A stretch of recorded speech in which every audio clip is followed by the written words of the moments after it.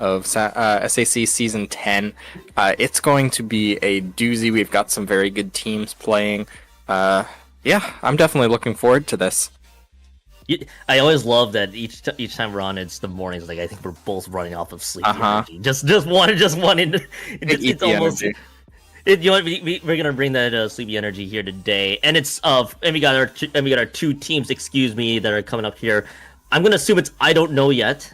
I'm and that's all I'm gonna take those 3 letters for. And we're gonna be seeing Requiem showing up here. This will be our first matchup here out of Swiss, and this is actually gonna be, if I'm not mistaken, a play all 3 matchup coming up. Yeah, it definitely seems that way. Yeah, interesting matchup. I recognize a couple of these players. I recognize Alex FG on the side of Requiem. I don't know too much about IDK yet so far, but we are going to be kicking things off on Zone's Hagglefish Market, which will be interesting. We may be seeing some gals come out on the side of Requiem. We see a little bit of that on their resume, and dualies possibly from Alex FG. So that's what we're seeing in terms of team comps. I mean, it is the first match of the day, so whether they're going to come out like guns a-blazing remains to be seen, whether people are going to be waking up or not.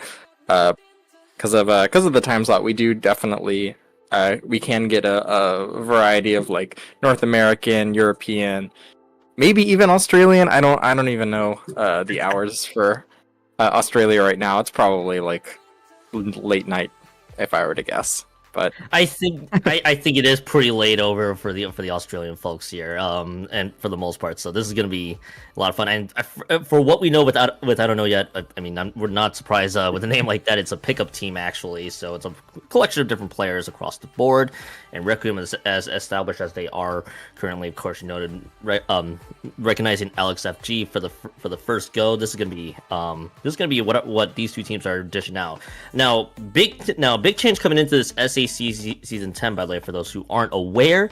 If you win this tournament, you auto qualify for Finals Day, which will be on June 14th, if I get the date correct, for this one. So in the old system, if you win, you're not necessarily guaranteed to make the Finals day. In this case, if you win this qualifier, you don't have to worry about a dime. You'll be qualified in and end. So a lot of teams that are participating today, Fusion, almost has a lot to play for if they want to make it to Finals Day. Yeah, I mean, I'm not super. So I understand, the teams that win the qualifiers will automatically qualify, but they still have that point system. Is that correct? I believe so. Yep. Yeah. So placing well enough in multiple qualifiers will, give you progress in order to make it to that big tournament on June 14th. So that should be very exciting as well. What is it? 2 weeks between each qualifier? It's gonna be a week. It's actually gonna be a week between each qualifier, so the second one will be next week. Okay. We're just gonna go rush it into the finish line, cool. Of course. With this one, there'll be a break. There'll be a break in between one of the qualifiers. There, 3 and 4 specifically for very obvious reasons for those who have tuned into IPL long enough. So, pretty much a lot on the line for the most part if you want to make it to that Finals Day. Of course, there's 3 more qualifiers if you don't make it. So there's plenty of chances to start, especially with this being qualifier 1. You noted earlier we're going to be teeing off here in Hagglefish Market Zones. I have a good buddy who also commentates a handful of Splatoon tournaments. This is basically the fundamentals map for the most part. You see Hagglefish Market Zones. You play it, you practice it. I believe both teams will have a good idea on what to do here. Yeah, definitely. I think, I don't know.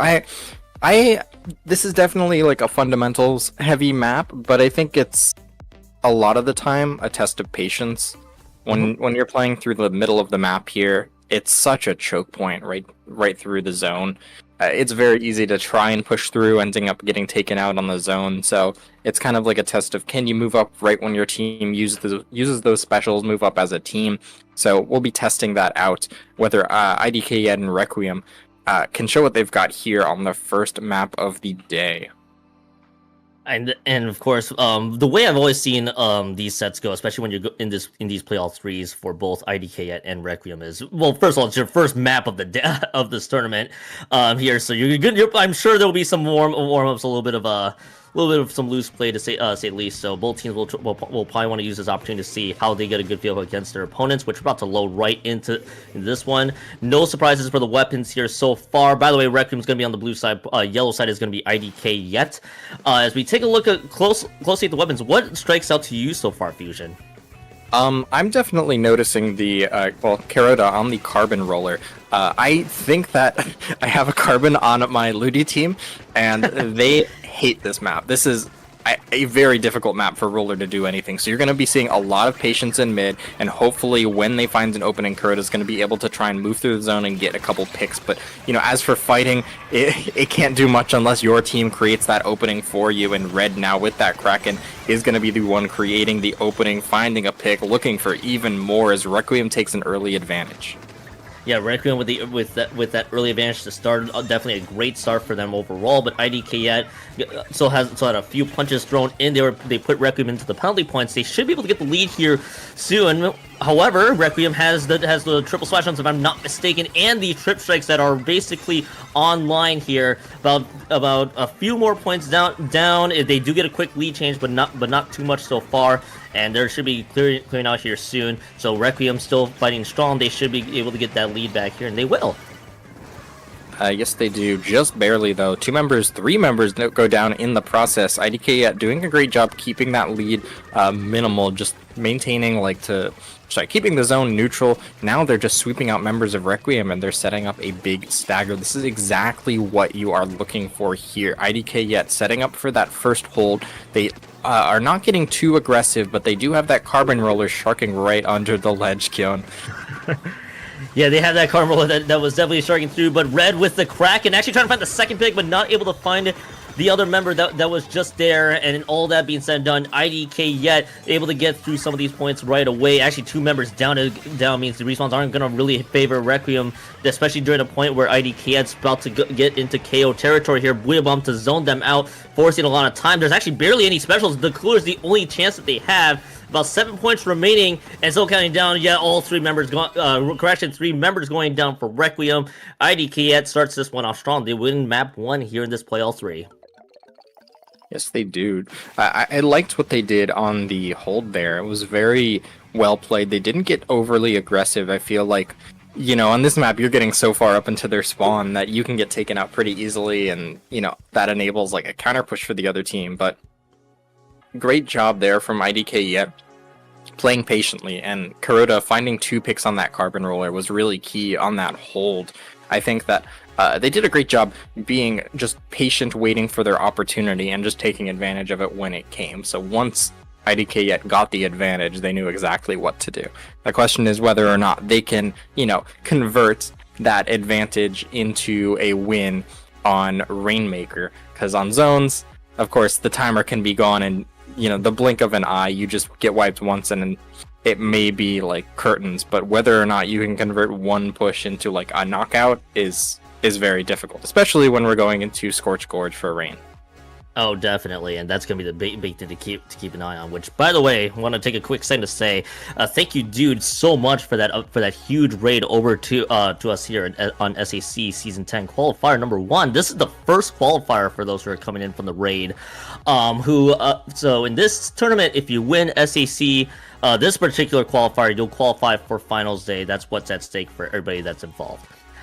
So again, huge shout outs to do for that raid just earlier. But going back to your point here, Fusion, you're just seeing that timer go down so quick here in zones. It could take a couple bad fights right away. So with Scorch Gorge Rainmaker, especially when you're carrying the Rainmaker in this situation with the checkpoints involved, I kind of expect the gameplay almost to be significantly different compared to what we just saw in Game 1. Yeah, that's sort of what I'm looking for. I mean, both teams were very neutral just at the start there, but getting a nice pick of 2 members isn't enough to just win the game on Rainmaker Scorch. Rainmaker's totally a mode where one person can stop the objective completely on their own. So we'll have to see whether or not the backlines will be able to put in some extra work here and keep the game neutral for a little bit longer. Maneza on the pencil, Dadlore as well following suit. Here we go, hopping back into game 2 of this play all 3 set in Qualifier 1. Yeah, hopping into this game too. No changes yet from IDK yet. Not surprised at all with this one. I think Splatoon is gonna be the only change I think we're gonna see from Requiem. But otherwise, keep the same 3 weapons we saw with the 96 Gal, the pencil, and the custom blaster in tow. So gonna be curious to see what Requiem adjustments are, which does not seem to be there quite yet, because there's gonna be the 3 down right away to start, and that will be Kuroda picking up this Rainmaker for I don't know yet. The Carbon Roller picking up this Rainmaker, and we'll slam it home for the first checkpoint right away with about 30 plus seconds elapsed into the game. 2 more going down. This could get out of control in a flash here, Fusion, but the Rainmaker does drop a clutch pick there from Red. But all that being said and done, IDK gets the first checkpoint cleared out.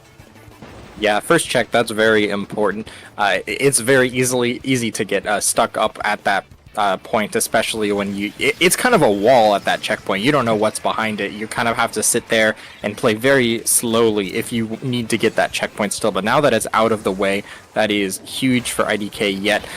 Kevin Lamar on this left side trying to find that pick, not able to do so. Requiem clearing out the middle of the map. They have an opportunity to move in, but there we are. The specials getting those picks, shutting down the pushes somewhat single-handedly there. Rainmaker still in mid after 30 seconds, not finding anywhere to go. And there's that Zuka. Kevin Lamar hits a collateral, looking for the third, doesn't quite find it, but IDK yet just taking it easy, getting the picks they need to stop the push. How about that angle? How about the angle that Kevin Lamar took with that Zuka? Able to get a couple members there. I'm pretty sure the main person they were looking for was the Rainmaker, but getting a nice little double there is going to help IDK Yet's cause. Alex FG, we noticed you right away gain a few picks there as they get the pick onto Kuroda. As 3 members all going down. Requiem is able to pick up this Rainmaker right away. Dadlore, the very aptly named Dadlore, actually having to retreat from the Booyah Bomb, but is cuts it a little too close inside the Booyah Bomb's range, or explosion for that matter, and it drops the Rainmaker close to mid. They're gonna have to pop this one out once more, as the custom blaster does have a triple splashdown ready to go. Red gets the Kraken ready to go for them as well, if they can make this one count. Zuka's gonna be firing in all directions, finds another pick onto the Rainmaker once more, and this push is a little slow coming out of Requiem, but they're still finding the fights that they need. They did lose 2 though, so once again it will need to slow down maybe for about a few more seconds. Red's just doing some crazy stuff right now, but they should be clearing out this first checkpoint probably soon. Yeah, huge stuff from Red, getting a pick, moving past that checkpoint, able to force the members of IDK Yet back, but there are still members of IDK Yet, I believe. Yeah, that pencil was up on that high ground. They were up on that high ground, now they're on the low ground. I think Blue found a pick onto that pencil, so now no backline. Could be a little easier to get this checkpoint. The Carbon's pinching from behind, and IDK Yet with that pincer maneuver is going to be able to stall out this push and possibly clear things out as they manage to collapse on the jumps on the plat. IDK Yet doing a great job playing patiently, just not letting that Rainmaker get to checkpoint, not pushing until that Rainmaker got within striking distance and saving themselves the lead and that checkpoint. That might as well be like a 50-point gap, that those 10 points where you need to get that check. Yeah, that's a pretty good way to put it too. The 50-point gap right now, because the checkpoint not being quite clear and looking for the second pop as well. So love the patience that IDK Yet had on defense to start right away. So this is going to be a few more members actually that went down as Kuroda got the pick onto Blue. About 1 minute and 7 seconds left to go on the clock, with the Rainmaker bubble being popped right away. Kuroda actually just trying to fire from range. It not only gets one shot before going down really quickly. There might be their only opportunity to strike. Now they're trying to go for what appears to be the left side checkpoint there. Kevin Lower looking for the angles, doesn't seem to quite get it, but the Rainmaker drops the lower ground and is going to get snuffed out. About 45 seconds left to go on the clock. IDK Jet's defense is looking really good. Yeah, this game is still within striking distance for sure. All it's going to take is like 2 picks coming out from Requiem as they begin to paint up the middle of the map. Alex FG finds one, but they managed to jump out. Red comes in with this Kraken, and they were not ready for it. Red's going to find 2, help the team find a 3rd. That's a clear checkpoint. The checkpoint is going to get taken. Now the Rainmaker dunks it. They need to pop and a little bit more. If they can clear that top right, Requiem still has the opportunity here. 2 members collapsing towards the checkpoint. They popped it. The Zuka's going to come out. They don't grab it immediately. 1 dives for the checkpoint. That's 3 members down. The pencil's staring at the Rainmaker, but the pencil's going to get backed off and taken out, and that is going to be the lead. Requiem takes the lead. It is in overtime. All they need to do is pop it or grab it at this point, and the game is done, and that will be it. Requiem comes from behind and stays in this set. Wow, Requiem. If you're going to get one huge play to get that lead change, it may as well be in the final seconds of that of this match and making this a 1-1 tie. And it all aids with the 3 down from IDK. Yeah, now those respawns definitely not favoring them when it came so close. I got to give credit at least to Kuroda for at least giving IDK yet a chance for OT. It came down to almost like a second or within frames before the zeros went down on the clock. But all that being said and done, Requiem understood the assignment, and with IDK's first push not really in game-winning territory at all, it was only like, what, 57 points remaining. Yeah. That was a lot of room for Requiem to get a huge lead off of that. So they understood the assignment, and now we have a 1-1 tie. So with this playoffs, we may as well be a best of 3 at this stage. Next one to win it all, and this would be, if I'm not mistaken, going to be a tower control map. I think. I thought I saw it earlier. I'm gonna have to get the refresh here. Yeah, it was ship shape. I thought it was for some reason Undertow. Ludi has infected my mind for a hot second there. Fusion. Yeah. I mean, Ludi's still infecting my mind. I've got another match later today. So, yeah. TC ship shape is going to be what's coming up next. And that match definitely was a lot stallier, more defensive. We saw the Kraken being the big winner of that match coming out from Red. Red was able to just break through the defense of IDK yet several times in that match, as well as stopping that Rainmaker. If they are able to do that again, this could be huge for Requiem. However, this is a much, much larger map with, I think, a lot fewer checkpoints. So I would look for Kraken to get a little bit less mileage, but then again, the 96 gal as a weapon is very strong here on a big flat open map. I think what Red has done really well for their team so far has been that 96 gal deco. Actually, not just getting value out of the Kraken, which it feels like they've been getting so much value right away. That main weapon's been able to find picks with in conjunction with their team too. So I wouldn't be shocked actually if that does come back, especially with a map like this where the distance between 1 to 2 is a lot more shorter than we'd like to think, especially when it goes from one end to the other end of the map there. So this is kind of where I noted a couple times when I've seen this before, is almost where it snowballs out of control if you're not ready to go on defense. So I want to see what Requiem does. IDK is just going to stick to their guns for this one. Only one weapon change so far, the heavy head instead of the pencil coming out for Requiem. Interesting. Yeah, it's definitely an interesting adaptation. Probably just opting to have a little bit more aggression from that backline, especially if they're going to be the tower rider. Lets you move forward. Kuroda starting off very early, moving up with IDK yet. Oh my god, 2 on that top left get taken out by a member of IDK yet. I think that may have been the machine or pencil up there.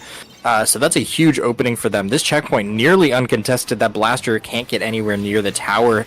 This Booyah Bomb's going to lead that tower past this checkpoint. Huge opportunity to even get this follow-up checkpoint if they're able to find any picks with that Zuka.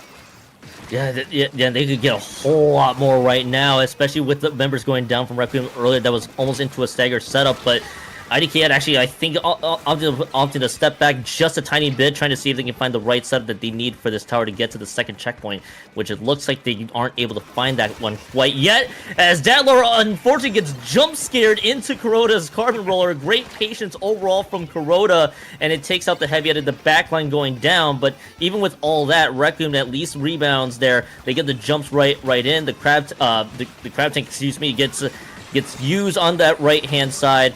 And Alex FG not able to find much value right away other than just the paint is going to get snuffed out. And it will just be the tower only resetting. And the first push for IDK approaches close to the second checkpoint, but not quite there. But that's still a great start initially.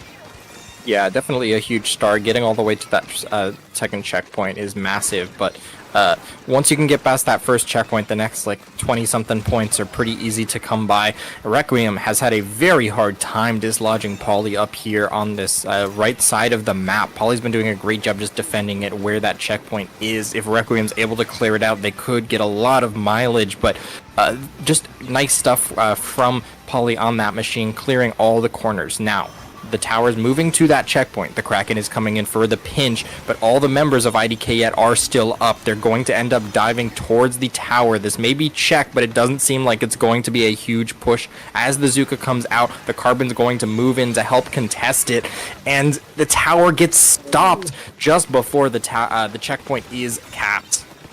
Yeah, just before the checkpoint being capped there, as Kevin Lamar was able to get a few picks right away to at least slow it down at that junction, and IDK yet at least gets a successful hold onto that first checkpoint so far. This double Zuka has been rough for Requiem to respond initially, but it looks like they're just gonna be trading blows here. 2 for 2 trade. It's gonna be delayed 3 for Requiem. It's also gonna be following up with that on the same suit. Kevin Lamar, I think I just saw Kevin get a double off the Zuka from the left side of the map, and that is gonna clear out a lot of space there. IDK yet, especially with the first checkpoint being cleared, can keep this pressure going. They got there's the wall being used by Red to protect themselves, but all it's gonna stand now. Flip it to the other direction. IDK yet is trying to attack on the right hand side.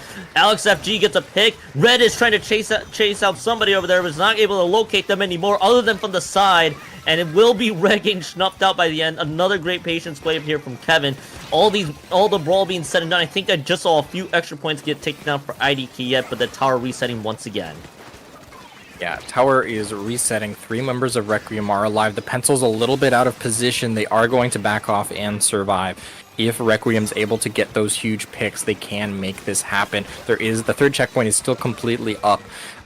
But 2 members get taken out. Polly on that machine has been such a nuisance. Finding a third pick. IDK yet has been stopping that tower at the checkpoint. Requiem has just not been ready to defend it when it's been attacked at that position. So now IDK yet in a commanding position. All the specials flying out towards their spawn. 1 minute left in the game. Requiem has a lot of ground that they need to gain if they want to come back into this one.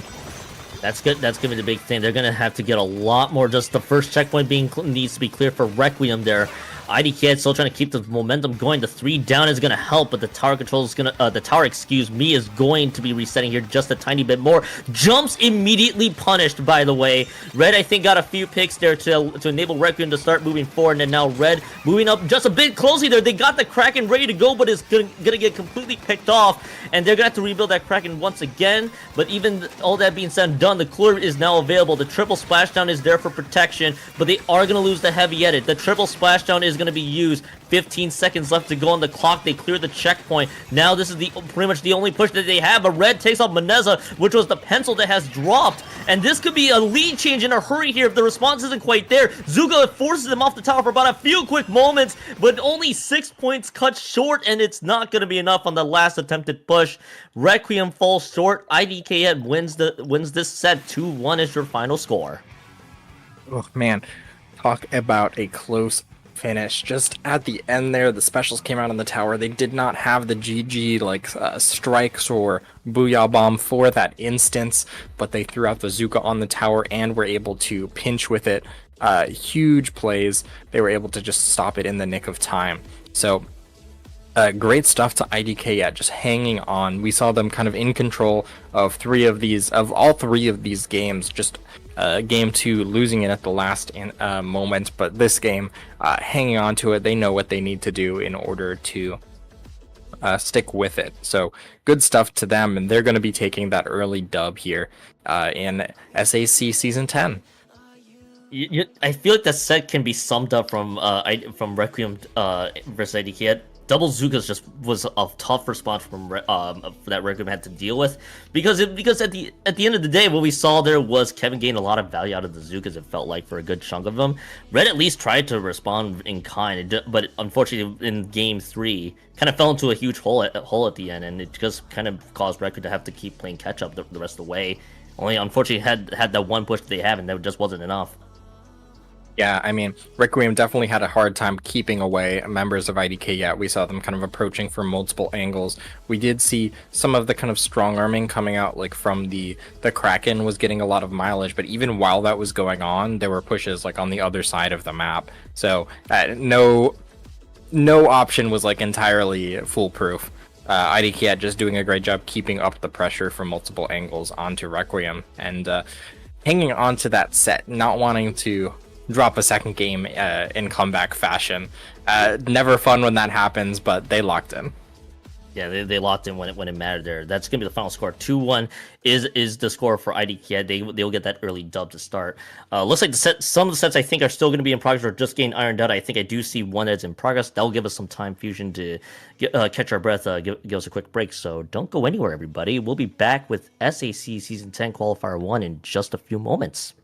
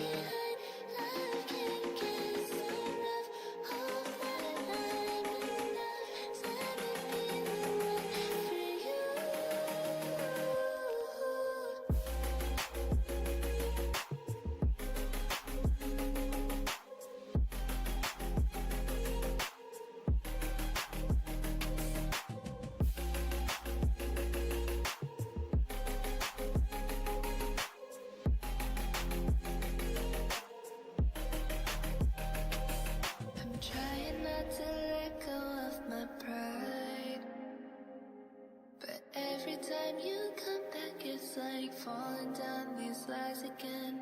This feeling that I have deep down inside.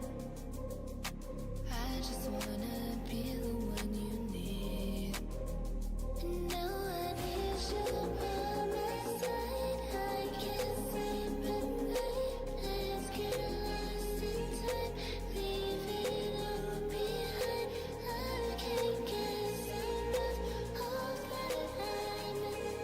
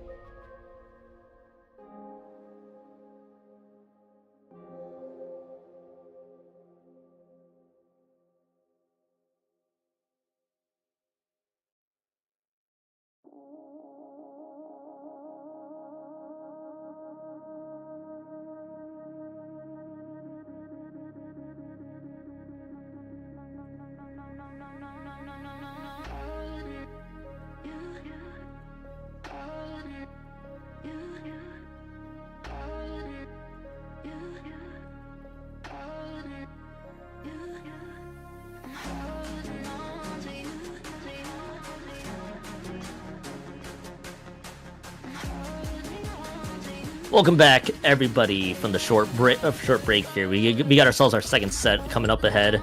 Seafoam Reality versus Tidal Disruption. I'm still Kiln. Fusion's still with us as always.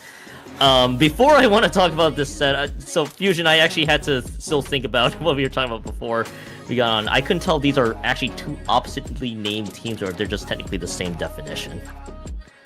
Yeah, Seafoam Reality and Tidal Destruction are going to be our next match for round 2. I believe both of these teams are coming off of a win. Both of them coming off 2-1 wins, so just hanging on tight. We'll see how they face off against each other here. Yeah, in terms of names, Seafoam Reality, Tidal Destruction, you know, we love some good ocean-related names. I think they're both technically in the same. I'll just say they're the same naming definition in my book. I'll just write it off as that. Although I wonder if we can disrupt reality. I'm thinking too much into it. It's early in the morning, I swear. For this. Oh, it's match. disruption, not destruction. Ah, okay. It's disrupt. I was reading it wrong. Well, actually, I think the funny part is I think it's still to me, it's still the same definition, even if you say destruction. I think destruction is just one extreme there. But not to get out. Yeah, what's up? Oh, I was gonna say a tidal disruption is like when you do a cannonball in the pool. You know what? That's pretty accurate, actually. Yeah. Hopping into this, I sure hope Range Blaster plays Range Blaster. Otherwise, I will be very disappointed. No, not really, but like, there's so many people who like name themselves after or have the same name as a weapon in the game, and then they don't play that weapon, and it makes me sad every time. It's predictability. I value predictability as a caster, so I hope you play Range Blaster for our sake. Watch as they don't actually play Range Blaster, they just play a different class of blaster, and it's actually just 50% of the way there. Probably S-Blast. Oh no. Yo, the S-Blast was waiting all along, Fusion. Not again. We can't have everybody just migrate from weapon to weapon. No. You gotta be loyal. Stick to your guns, everybody. Range Blaster, if you're hearing this, please stay with Range Blaster. Okay. Seafoam Reality and Tidal Disruption real quickly. Seafoam Reality, collection of different players, another pickup despite actually having a logo and a pretty aptly awesome sounding team name, so it could actually be a pickup or a soon-to-be team. Tidal Disruption, of course, been around the Splatoon landscape for quite a while. Love to see this group here as well, with Anon and Anka, Range Blaster, and Z34 rounding out that lineup. So, want to see how both teams, of course, fare. You mentioned before, both teams off the 1-0 start to this qualifier. So, let's see how things play out. Splatzone's Makomar being the starter for this one. Yeah, I mean, this is kind of the final destination zones for like from like how I feel about zones. People, I think that like Hagglefish is also like a close call for it, but I feel like it can be a little bit polarizing on Hagglefish. Like I dread thinking about the days when it was like crab again and a machine, and it was just nightmarish. But here on Zones Mako, anything is possible. We could even see a crab. I'm not sure exactly what these teams are going to pull out here. I'm hoping we see a Range Blaster coming out, of course. But yeah. I think you're gonna be pleasantly surprised to see actually both Range Blasters be in Range Blaster Sendu profile. Unfortunately, this is also the dreaded case of I also saw the S-Blast 91 in there as well, so they could very much be 50% of the way there, Fusion, for their namesake. They just ignore the range part of the name. But I think you also raise a good point. I feel like Mako Zones also. I feel like there's a lot of commonly played zones map. A lot of the zones map actually in this game are actually really good. So in general, but Mako Zones especially, I think I don't think many people will fire too many complaints about Mako Zones. So as you noted, final destination of most zones maps here. So love to see how the starter plays out. Now, in terms of weapons, I mentioned before, I'm kind of with you on this one. I hope to see a Range Blaster, which means we're probably not going to see one now that they're listening, now that they could be listening right along. But I'm still going to be intrigued by what weapons really both teams are going to be dishing out so far in this one. I think it's going to be an interesting read. Yeah, and this is an EU versus EU match. Got a variety of places, UK, Germany, and a few others. Among them, so a cool match we're going to be seeing here. Always glad to see a good mix of like NA and EU teams. I mean, I like the Saturday morning tournaments. I mean, I'm on the Pacific, so it's morning for me. But always gets a nice variety of teams from all over the place. I think you're exactly. I always love the variety, but I think knowing you and especially with both of us working before us, I think it's a little early in the morning for some of us. I'm sure all of us are rolling out of bed is the exact word I was trying to mention there. But I kind of love. I feel like it's not an opportunity we usually get to see in EU versus the EU, especially on stream. So I think it's gonna be a lot of fun, honestly, to watch. Yeah, definitely agreed. I mean, I've been like watching the game for a decent bit and only like had played during Ludi. Like I had taken like a 7-month break or something, and then Ludi happened. So, and then Ludi happened, and I played again. But it's kind of interesting to see like the meta adapt and change over time. I feel like we're kind of in a nice place right now. A lot of things are viable, like every sword is good, a whole variety of shooters are good, blasters are definitely fine again. We've seen tent sometimes. There's a nice mix of specials coming out, but I think that when I like rejoined playing the game again, the Decavitator and Bubble was kind of king. I did see that we had a potential sword Decavitator coming out from one of these teams here, but we are not going to see it in this match. We have that L3D. I'm gonna say it's a little bit of a sleeper pick. It's kind of it's okay. It's okay as a main weapon. It has a absolutely bonkers kit with that newly buffed hammer, so we will be seeing a whole bunch of that here in this match coming out from, I believe, that was Clara, I think, with that L3D. Yep. They do get taken out early by Z on that Dread Ringer as Zones champion, and that's going to be an early advantage for Tidal Disruption. I'm trying to remember the last time I've ever seen an L3D out in the open in a tournament, especially when Clara gets a pick onto Z34. Actually, it's going to be 3 members dropping on Tidal Disruption, but it feels like it's been maybe once every like couple of years I get to see an L3D, and obviously years obviously exaggerating that one, as you do get to see a lead change right away. 2 members already dropping right out of the gate.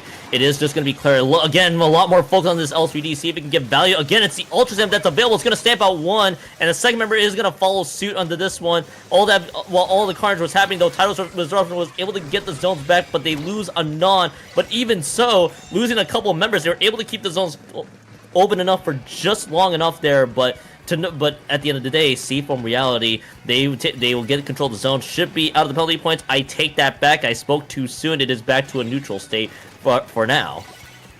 Yeah, I mean, both teams just fighting heavily over the zone here. Seafoam Reality is kind of coming out on top of a lot of the fights, but haven't gotten too many points on the board just yet. Squid on the heavy edit, just trying to back things up for their team. Not quite able to find a pick on that side. That bubble is going to force them to back off.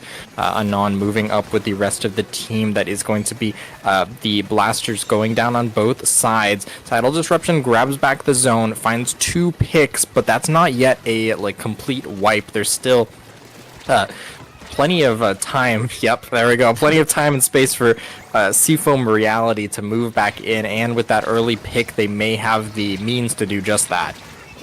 Yeah, and as such, it is just going to be the lead change here for Tidal Disruption. Seafoam Reality, I love this back and forth, honestly, that we are seeing from both teams right away. Clear up from the side. I've never seen the Ultrazam get as much value, let alone from the L3D, until now, and it is just going to be the zones being capped from Seafoam Reality. They're out of the penalty points only for about a second, as right away Tidal Disruption capturing the zones back and forth we go. 3 down right away from Seafoam Reality. Tidal Disruption can play interference here, but it are just gonna have to wait for the Dreadringer to jump back here, and I'm curious to see how this double bucket setup is gonna fare right out of the gate.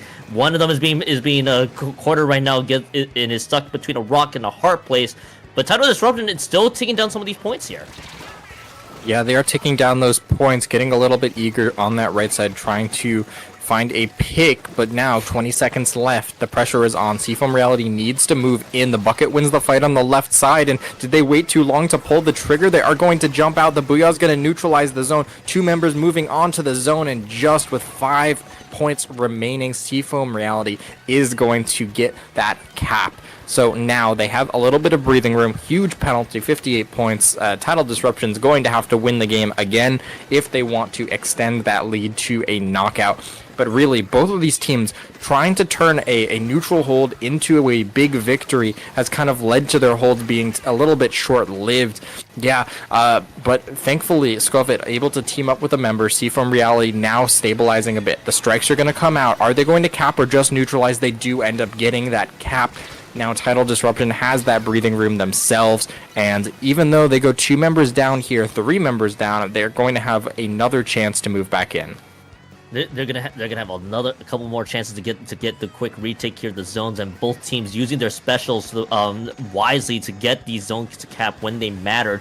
Right away though, it is gonna be a couple members down, and this actually may not favor Tidal Disruption, especially with Seafoam Reality having a hold of the zone right now. More picks will help Seafoam Reality's cause as Chief is trying to move forward, but it's gonna get snuffed out, and it is gonna be Juno moving on for the left stack, now trying to see if they can push a little forward with the bubble being used on the left stack, especially.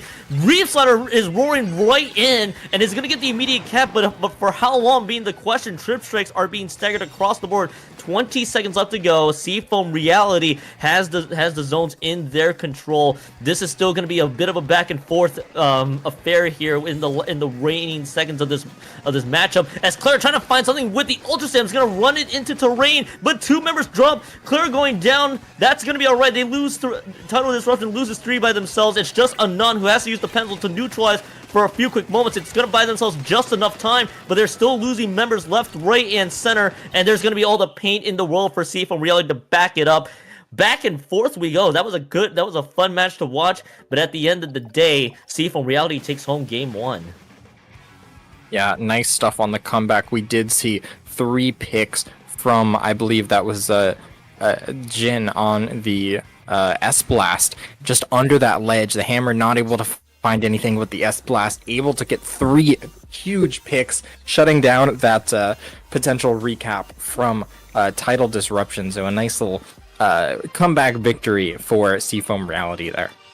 Yeah, nice little comeback, but I feel they're from Seafoam Reality, but I get the feeling, Fusion, with the way both teams were very evenly matched throughout, both also using their specials in ways to get the zones back. I think I saw from Seafoam Reality there. I think I might be confusing with Tidal Disruption here, so I think Seafoam Reality had the Buoy Bomb. Okay, yeah, it was the Buoy Bomb and the Crab Tank in conjunction to get a quick cap of the zone. Tidal Disruption also following suit with the Trip Strike and the Reef Slider for their rounds. Both teams had basically abilities to get zones back when they needed it, but the ultimate question is who's gonna win out the fights at the end, and I think it came down to who gets the zones last and who gets the key victories when they needed it. Yeah, I mean, really, those, I can't overstate how important those 3 picks there were from the S-Blast, because I believe one of those was on that Reef Slider. Unless I'm mixing up the teams here, but one of them was on a zone capping special, so absolutely huge. And we saw how close the zone was to capping after the respawns. The pencil nearly was able to neutralize it on its own. So Seafoam Reality clutching up in the last moments of that game bodes well for them going into game 2. Yeah, it's going to bode well for them coming into this game to here for Seafoam Reality. And I think the way both teams have played, I wouldn't be surprised if we get to see another evenly matched game coming up here between the two. It's going to be Museum de Alfonsino Clamblitz, if I am not mistaken, being the upcoming matchup. Now, if you thought that first one was a fun little back and forth and neutral, now we're going to be focusing on team play here for Clamblitz, especially with in Museum. I feel like we could be seeing more of the same. Yeah, we definitely could be seeing some more of the same. I'm curious how teams will adapt, because I think they had some maybe zone-centric comps. I think the Dreadringer is totally a zones pick. We do indeed see that Decavitator that I had seen on that Sendo profile in game 1 coming out here. This is going to be huge in order to create those openings and extend pushes to the basket if they can get that bubble in the right place at the right time. We'll see if Tidal Disruption is going to be able to capitalize on the space they create here, as Z is going to find one pick, hopefully create that opening in mid. Juno's going to follow up, find two more. It's just that Crab who's going to get backed off all the way to the right corner, and now Tidal Disruption on the enemy plat in a nice spot, but ending up all in the same place at the same time, getting painted over, and Seafoam Reality is going to hang on. I like the idea that they had with the initial start. It looked like Seafoam Reality was just in another gear on defense, just able to get snuffed up the 3 picks. This was almost looking really good for Tidal Disruption to start there with the victories they had, but it just didn't materialize quite yet. Now Seafoam Reality has that power clan that is available, but it might be taking its time right now. As I take a look at the quick glance of the weapon loadout here, Clara sticking with the L3D. You may as well stick with the Ultra Stamp that's worked, especially if you had the value to start. As the first push is going to start here for Seafoam Reality. They take this home to 1+2, make that a handful more small clans being put into the picture, but it is going to be Clara going down. The wipeout is in tow. 68 points remaining is the score. Just a 1+4 push to start, but at least you got points on the board.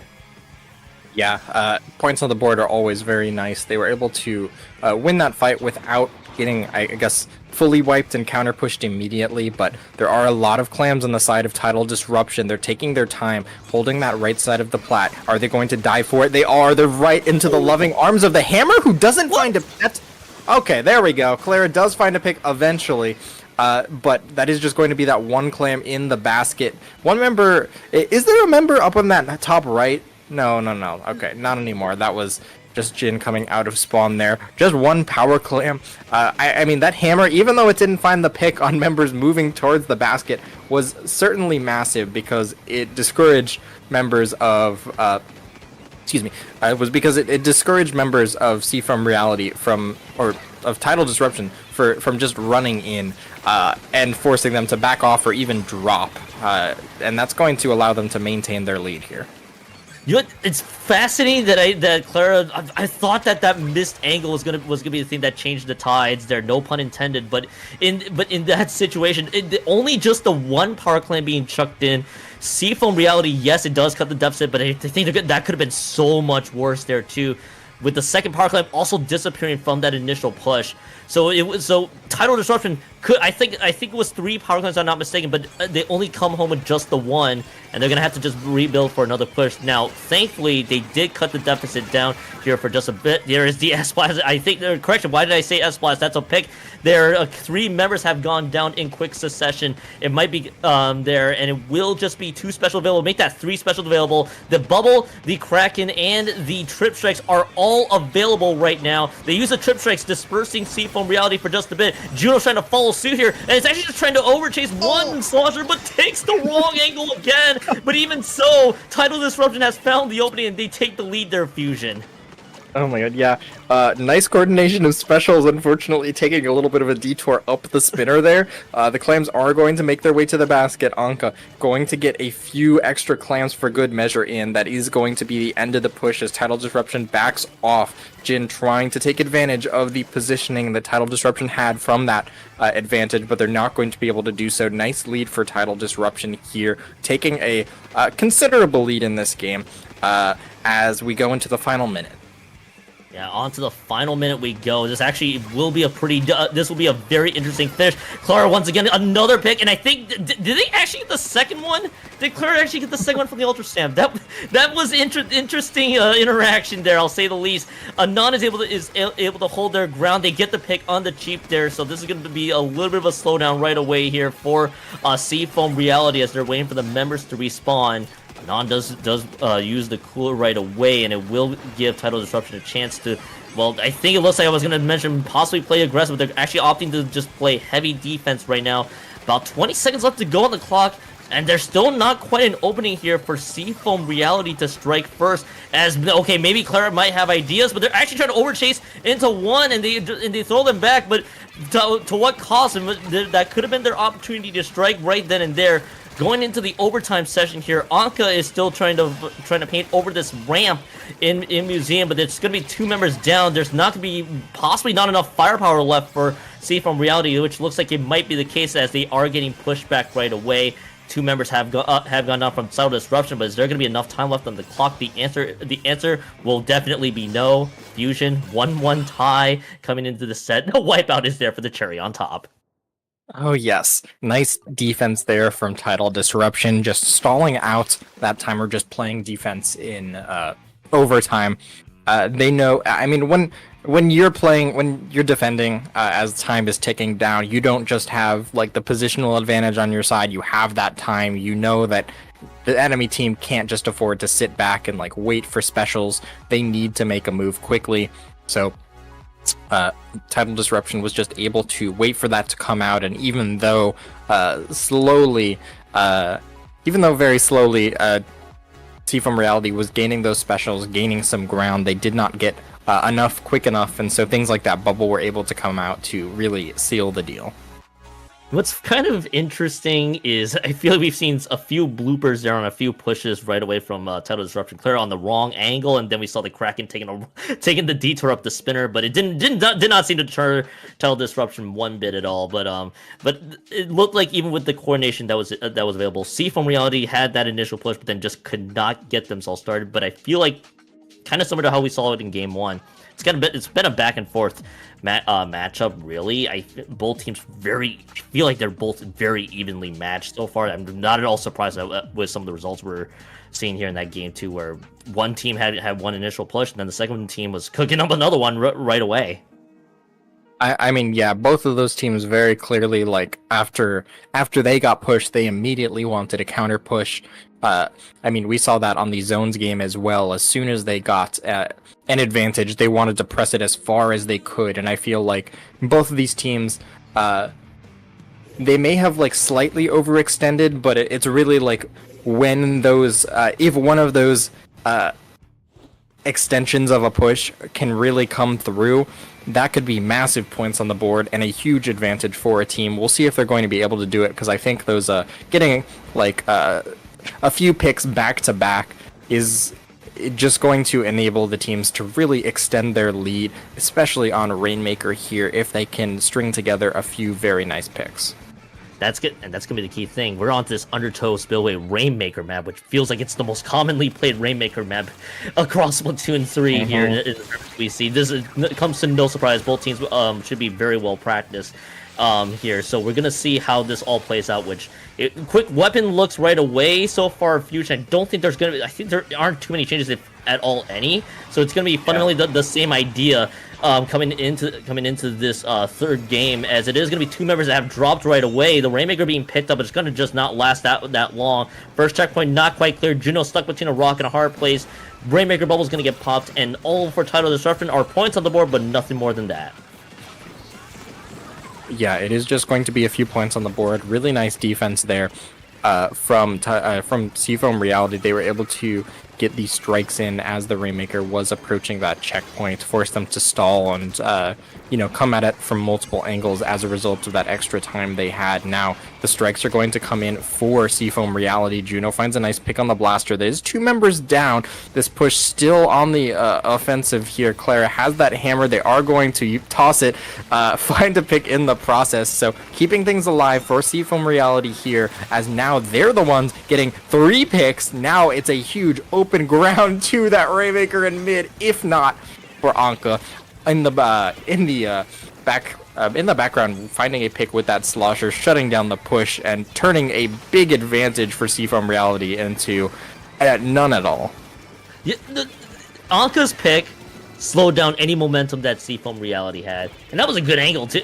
Just being able to fight from the back side there, and Seafoam Reality just had everything all in the cards there. The pick onto the pencil, and that was all it was. Just mere 2 points. Seafoam Reality will take that one any day of the week. So wanting to see what the next response is from really either team at this stage, because we still have yet to see a checkpoint clear right away. Both teams still trading members left and right, with a Tidal Disruption actually going to have 2 players up more than the other, and it looks like Seafoam Reality not quite there, still slowing down. Both teams slowing down right now. It is going to be the Rainmaker being picked up. They're moving to the left-hand side of the map, but they're going to get immediately dropped on that side of the fence there, and it's only going to be 2 members that have dropped. There has been no extra points on the board other than just the 98 points remaining that we saw from the initial advantage there. Claire's still trying to play decent defense, trying to throw them off their game, and Anon gets snuffed up at the same Ultra Stamp toss once more. Rainmaker might be resetting once again. Fusion, it has been a very neutral game so far. Oh yeah, I mean, talk about scrappy. Both these teams just fighting in the entirety of the game. Neither team able to find purchase. 2 members down. Now, Seafoam Reality needs to take their time, not get too aggressive, because the moment they get aggressive with the objective before they find the picks, they pay for it. Skovit looking for an opening on that right side, not able to find it, but this Rainmaker is a weapon itself that is going to be some picks. Now everyone's to the right. Seafoam Reality has a clear path to that checkpoint. They are going to grab it. Huge advantage. Nice play from Skovit there. 3 members down, looking to extend the lead. Another 3 members down onto Tidal Disruption. The Rainmaker goes down, but huge advantage. Seafoam Reality. What a push. What a call, actually, swinging the Rainmaker to the left side of the map, going for the left checkpoint after everybody just completely engaged, thinking that it would be the sneaky right checkpoint instead. And Tidal Disruption losing lead thanks to just honestly great play from Seafoam Reality there, and also just recognizing what how they can take advantage of the checkpoints that they had available. So Tidal Disruption now has the first problem. They got to deal with a checkpoint that's coming up here soon. 42 seconds left to go on the clock. Only a special up. It's just a crab tank and a bubble that is available if they want to take advantage here. And it looks like Tidal Disruption trying to figure out exactly which direction they want to try to push forward. All 4 members focused on the left-hand side of the map. They take 2 members out here, Fusion, with about 30 seconds left to go on the clock. Rainmaker not quite to the first checkpoint quite yet. Sheep is engaging with Anka. It's 3 down for Seafoam Reality. Tidal Disruption is going to take advantage. Yeah, that is huge. A couple huge picks coming out. The Rainmaker is going to dive and get the lead by just 3 points sneaking in. That is going to be a huge lead. 10 seconds left. Seafoam Reality now has the world against them. They have to push all the way back to the other side of the map.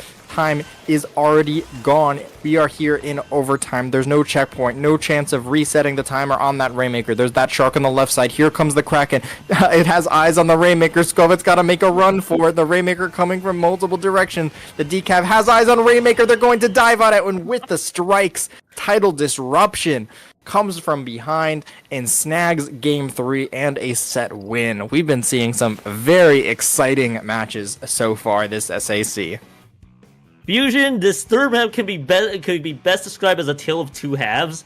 First half was as neutral as they came, and then all of a sudden, everyone just came out of the gates just looking for points after the checkpoint being cleared.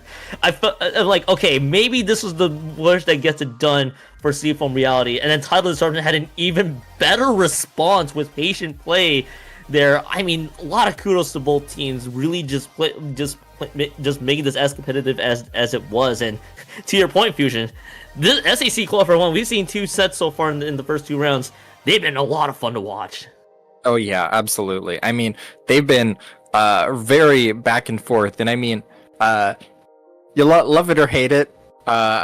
Swiss format does produce some very good sets going forward. So each set we'll be seeing teams with similar records. So now coming off of this 2-1, Seafoam Reality will be likely facing a 1-1 team, Tidal Disruption facing a 2-1 team. And yeah, we did indeed see that it kind of just took the one moment in order for these teams to get the big push. I feel like, it was neutral for 4.5 minutes and 15 seconds each team had their foot on the gas. So as soon as they found the right positioning and the player advantage, they were able to take advantage of it.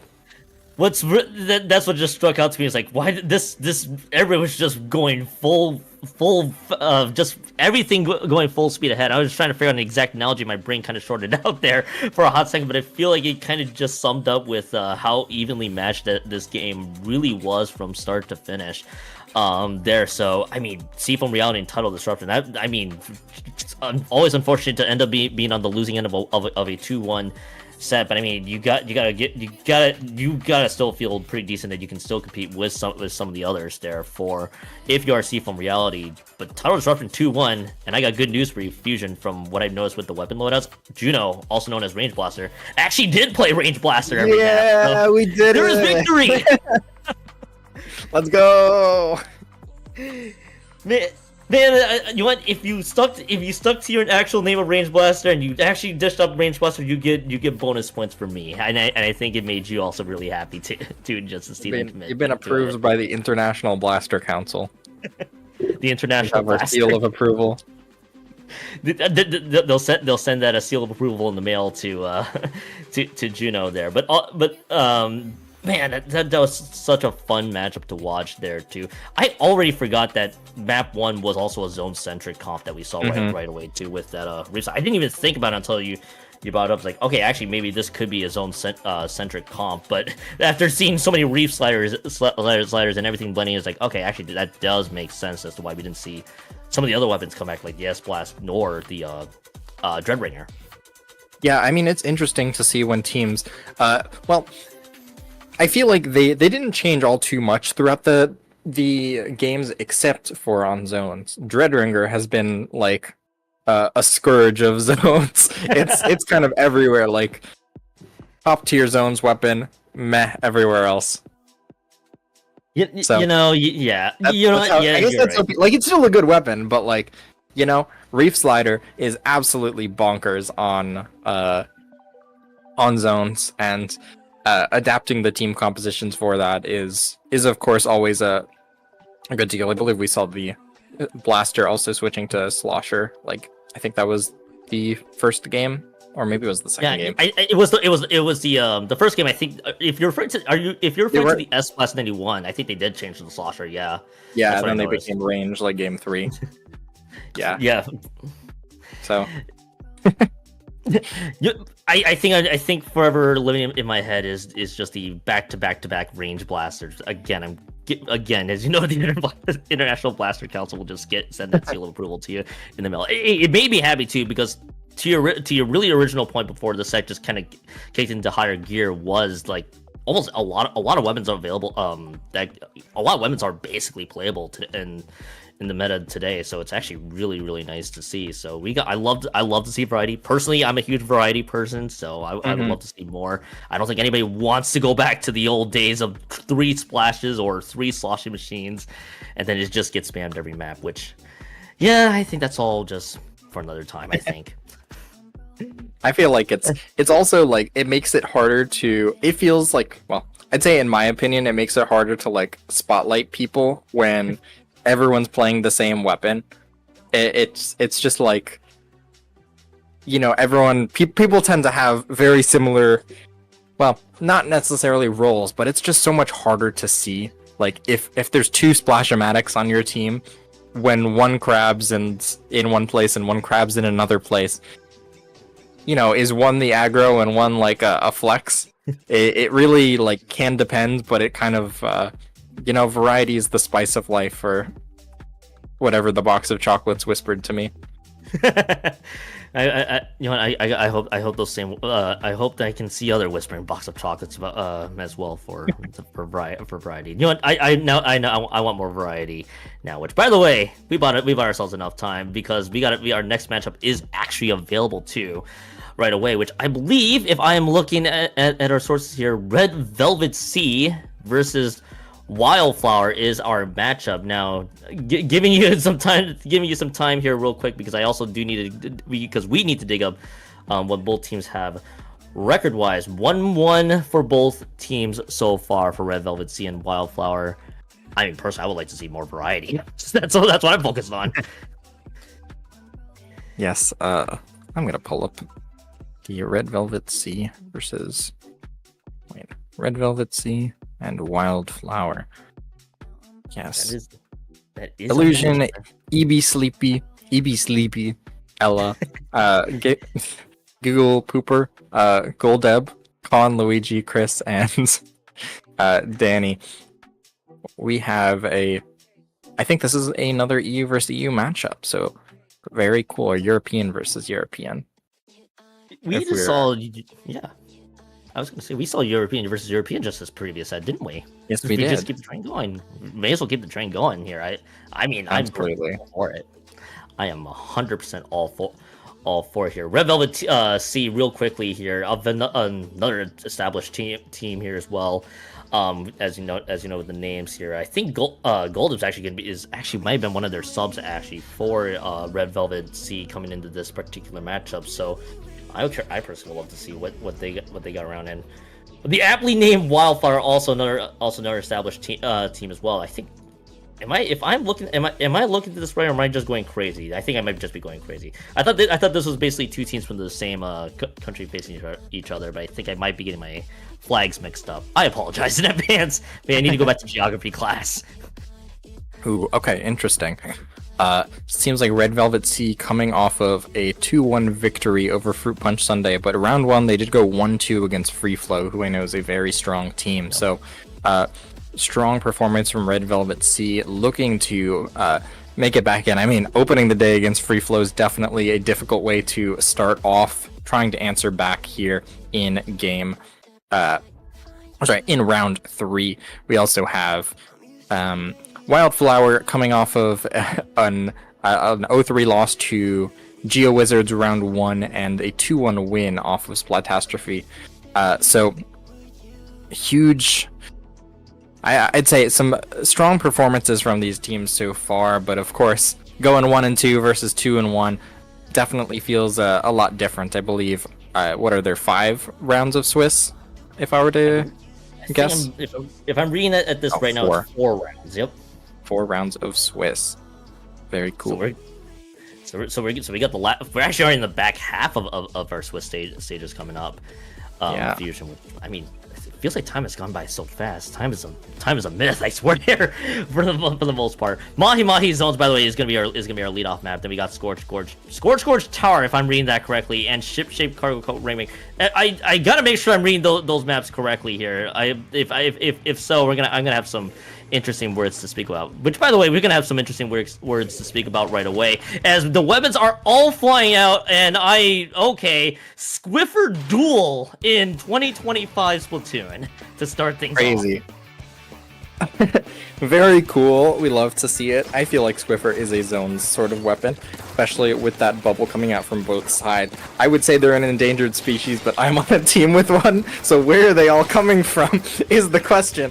As both these teams scrap looking for an opening, 2 members going down onto Wildflower. That's a 3rd. Red Velvet Sea, huge opening. That is a wipeout and a very clean cap of the zone for them as they begin to get up onto the enemy plat and try and start a spawn camp. Great start right away for Red Velvet Sea. Now the next stage that you got to do is to make the next plays correct in order to keep the zones in your control, which they are going for the lockout, but they go 3 down, and the water level, by the way, drops here. So this is going to give Wildflower the chance at the zone and possibly a lot more of the map to work around. To about 90 points remaining and still counting down, but this is going to be a quick rebound here from Red Velvet Sea, potentially, but the Trip Strikes have responded in kind, and they get the full cap of the zone. Everybody in Wildflower in pretty good position around the zone, and they get a trade here. Danny's going to drop on top of it to Luigi's trying to lurk large, but it's 3 members down, and Wildflower is punching back. Yeah, I did want to point out a little bit earlier, the really smart play from Goldeb. They got splashed down by the Explosher, but pulled out the Reef Slider to tank it with the invincibility and get the pick as well. So that was a huge play as Wildflower gets the timer all the way down to 30, looking to lock this out. Members of Red Velvet Sea, only 25 ticks left on the timer. They are all swarming around that left side. Wildflower still all the way back in their spawn. They don't really have an answer for this. They need to move now. Here they go around that left side. The Reef Slider is going to come in, not on the zone. The bubble's going to block paint on the zone. And Red Velvet Sea, easy peasy, is going to just hang on and take that from nearly 100-0. Nice victory there, defending the zone very well and playing cohesively as a unit in order to get that victory. And that will be Red Velvet Sea taking that one home. And there were a few things that I've noticed there right away. First of all, the zone cap had around 59 points remaining, with a very unfortunately timed, because that expanded the map and gave Red Velvet Sea a lot of room to maneuver. there as well. And I believe in the waning seconds of that play, I saw a Kraken that was going to get popped and got canceled near immediately with about 12 seconds left to go on. 12 points, excuse me, that were left remaining. So who knows if that was going to be enough for the big play, but that came out to be huge because ultimately Wildflower were just a few steps back from getting the retake. I mean, yeah, I liked a lot what Red Velvet Sea was doing on defense there. I think that we saw them kind of rotating with each other quite a bit. We did see them play very cohesively together. We saw the specials come out like to protect the zone. They were playing objective, and I'd say just they knew what to do on defense. They really just were able to cut off the entry points for Wildflower to get into the map. We saw the bubble on the zone blocking some paint. They didn't need to do anything crazy in order to win that match. They essentially just won by positioning in the right places and taking those fights as a team. So great stuff to them on that zones map. We are going to be moving to Tower Control Scorch Gorge. I haven't. Oh my god! No. The last time I've played this was literally the big house the year Splatoon 3 came out. Oh. So I'm having to dig up the correct information here, Fusion, because maybe you can leave Scorch Gorge Tower Control back at Big House basically, because I think what I'm getting from the actual things is Inkblot TC actually, which the answer is correct. so that makes I feel like Fusion, a little bit of panic kind of may have settled in. This looks a little bit more correct. I was freaking out a little bit internally there, but we persist nonetheless. Moving on to Inkblot Tower Control, we are going to be seeing the heavy, not the heavy edit, but the heavy splatling. So that's going to be very interesting, challenging the heavy edit on the side of Red Velvet Sea. So whether Khan's going to be able to use that little bit of extra range in order to win the mirror match, the backline mirror, remains to be seen, as Red Velvet Sea moving up aggressively. Swashy in a very, very nice spot, setting up this bubble, finding two nice snipes, and now Red Velvet Sea just dominating this game so far. If they can get a pick or two in the bats, this game is looking over as Red Velvet Sea begins to set up the lockout on their push. Yeah, Red Velvet Sea getting through the treacherous second checkpoint, and actually really great possession to take that one home.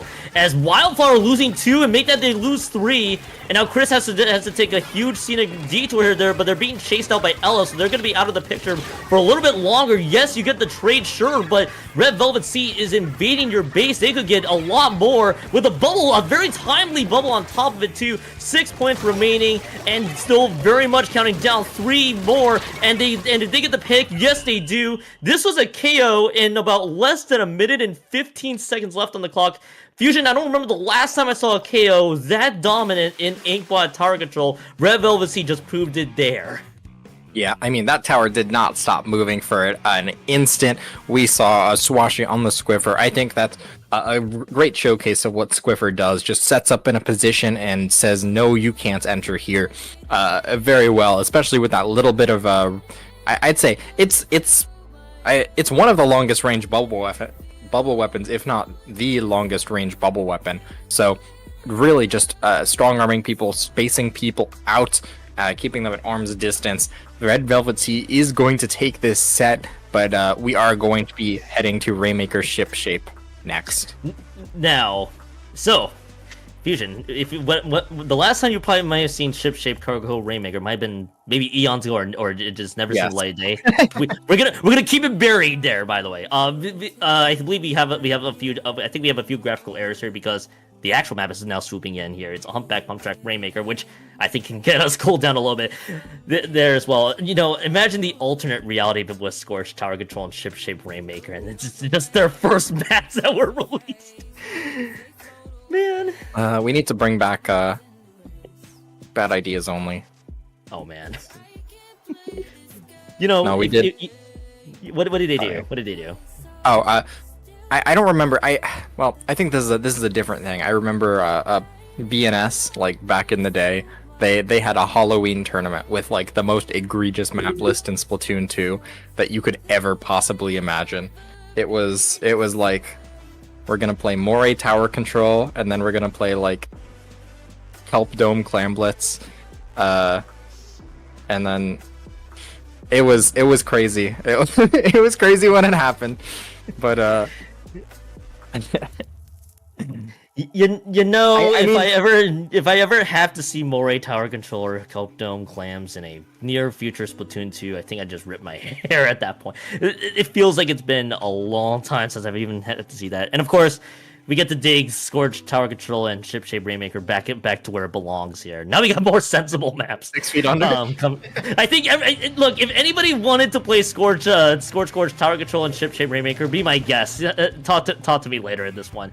Now we're loading into this Humpback Pump Track Rainmaker. Again, this is a volatile map because of how small the map is. And if I'm not mistaken, here Fusion, there are no weapon changes. We're just gonna run it back here in Game 3. Yes, here we go, hopping into Humpback Pump Track Rainmaker, both teams vying for the pop. I love the double duels. Just focus firing the pop, not moving for a solid like 8 seconds.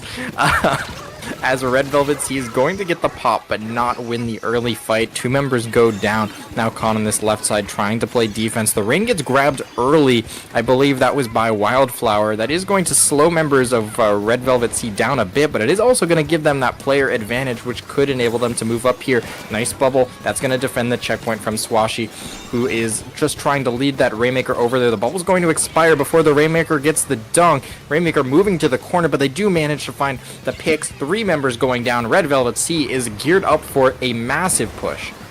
They're geared up for possibly even a KO here if they keep this momentum going. Swashy on another snipe gets a few more. They're actually trying to chase this Rainmaker.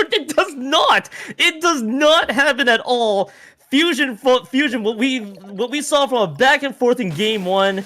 Pure dominance from Red Velvet Sea in games 2 and 3. Not really, not the most. This was just total domination. I was trying to figure out more analogies there, and I'm looking at the timer, by the way. 1 minute elapsed on the clock for that entire game. That was dominance. Yeah, I mean, crazy. Games 2 and 3 just gone in the blink of an eye. They really were able to just press their advantage. It felt like, Wildflower was just kind of put into panic mode the moment they lost control of mid.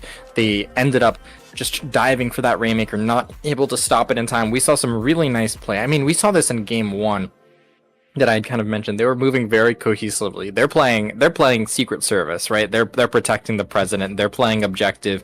They're not like trying to get those huge individual plays, even though they are hitting some nice like shots like we saw from the Squiffer there, but they are just playing very positionally. Like we saw the Squiffer guarding that checkpoint for the longest time, saying, come behind me, I'm going to put down a bubble, I'm going to make sure nobody comes anywhere near this, you can just dunk it as long as you win, or even stall a fight in mid. Huge stuff. Red Velvet Sea coming off of a 3-0 victory. They're going to be moving on to the next round with a 2-1 record. I'm trying to remember the last time I saw like a pure dominant victory. Like in games 2 and 3, it feels like I feel like Inkblood. That might be the. Now I think someone will have to eventually correct me. That might be the fastest Inkblood TC victory I think I've seen in a long while, because usually you get to see that be a crazy back and forth game. And the same can be said for Humpback Rainmaker rather, for that upcoming for game 3 correction me here. So I mean, Red Velvet Sea was just kicked it up to another gear after game 1 and just never stopped looking back. And I think Swashy on that Squiffer was just a menace to Wildflower. Wildflower, it was just scrambling the entire time. Yeah, absolutely. They were totally put on the back foot, didn't know what to do. I mean, it's so frustrating when you play against a player who, I mean, it's one thing when someone who's like super aggressive and super good just walks all over you, runs into your face, you can't do anything about it, you're getting like crossed up and ankles broken and but it's another thing when you're just like, there's someone standing there and you just can't get close to them no matter what, and they it just like activates that rage in your brain. Like I need to do something, but I can't. It's not even like, it's not even that like I don't have a chance to do something. It's like you go for something and then it's gone. No chance. It's always unfortunate if you're the team on the losing end there too. Like what are we supposed to do? They already just locked us out. It's almost like game over, and it's just like, well, all right then, or they'll just be like, what are we? As you know, it's like just inner rage, probably just boiling for everybody involved on that losing end. I'm sure Wildflower are gonna have to just completely dust that one off and then just see how they handle round 4. But I mean, honestly, that was just a crazy set in a totally different way for Red Velvet Sea, where they were just rolling after the first minute. Yeah, they were. I mean, it's crazy. we're singing their praises. They did a great job so far, and they have a solid chance of making gold bracket. As I am looking in here at the standings so far for Group A. Yep. Yes, Group A. They're currently sitting at 2-1. Two teams, Tidal Disruption and Geo Wizards, could potentially tie them at 2-1. But now those top 4 teams seem to be among these 5: Splatastrophe, Geo Wizards, Tidal Disruption, Red Velvet Sea, and FreeFlow. So they're going to be competing likely against each other next round. Oh, as well as Norwegian Oil Economy, who just secured their victory 3-0 over those 4 spots. So this is going to be an exciting round 4 for Group A. Group B has something similar going on. We got IDK Yet and Requiem, Waiting Room, Extinction, Operation Zero, and Ziphius all vying for those top 4 spots. But who is going to come out on top? We are going to have to see in this next round. Next round is gonna pretty much tell us who are the 4 teams in each group that will qualify for that golden, who will drop to the silver brackets and then the bronze. But I know you literally just mentioned Norwegian Oil Economy. A little bit of a story time for me because they actually just appeared in Low Ink actually. Just this month. They were effective. I mean, their official name I think was the Norwegian Wobber Economy because one of their team members was named Wobber. but that group, just to tell their story here real quick, was they only dropped 2 maps all of Low Ink and did not drop a single map in day 2, which is crazy to see, but it showed the dominance that they had. So obviously they were banned from Low Ink. They're not coming back to Low Ink anytime soon as their winners. So when I saw this team participate in this qualifier, I'm like, how are they gonna fare against some of the other like veteran teams like FreeFlow and others? I mean, a 2-1 record for them and possibly making their way to gold is, I mean, that's a great feat for them. And personally for me, as a person who's seen them before, I love to see them go far. But I mean, some of the teams that are here in this Group A, there, I shouldn't be as surprised like FreeFlow and Tidal Disruption. So that just something that I've noticed there for those who tune into Low Ink and wanted to and we're curious to see how Norwegian Oil Economy is doing. Very cool. Yeah, we are indeed actually very interestingly in Group B, the Waiting Room, where we are currently, is going to move up to 3-0 with a win over Extinction. So very, very cool and good stuff to them. I believe FreeFlow is the only team at 3-0. No, and Tidal Disruption at 3-0 in Group A. So we've got some very exciting matches coming up soon, as I believe it is going to be brackets of 8 for gold, silver, and bronze each. Yeah, I think we're going to be seeing four teams from 4 teams from each group basically making it to their respective brackets. That will, as you mentioned, be rounding out your 8. Obviously, 1 through 8, then 9 to 6. The math will add up there. And unfortunately for a handful of teams, may not qualify. I think it's only going to be like 1 or 2. So far. So obviously, ending that one last, you do have another chance in later SAC qualifiers. Now, I'd imagine if you are a team in the silver or bronze bracket, I mean, obviously you still want to play obviously for circuit points, but you do have another opportunity down the road because season 10, as you know, usually we would have the every other week break like you and I were probably used to, but they're going full speed ahead here. Qualifier 2 being next week as well, and Qualifier 3 I think in a couple weeks from now. So there's still plenty of opportunities to vie for the auto, but if you're going for that or for more circuit points, but you got to focus on what's ahead of you first, is I can imagine being the thing. So I'm gonna be curious to see what we have here, but I think Fusion, there's still plenty of sets that are actually still trying to wrap up right now. So this is actually a good time for us to get a quick break here before we figure out what is our final round 4 matchup. So those are tuning in. Don't go anywhere. More SEC Season 10 Qualifier 1 coming up here soon. You don't want to miss a thing.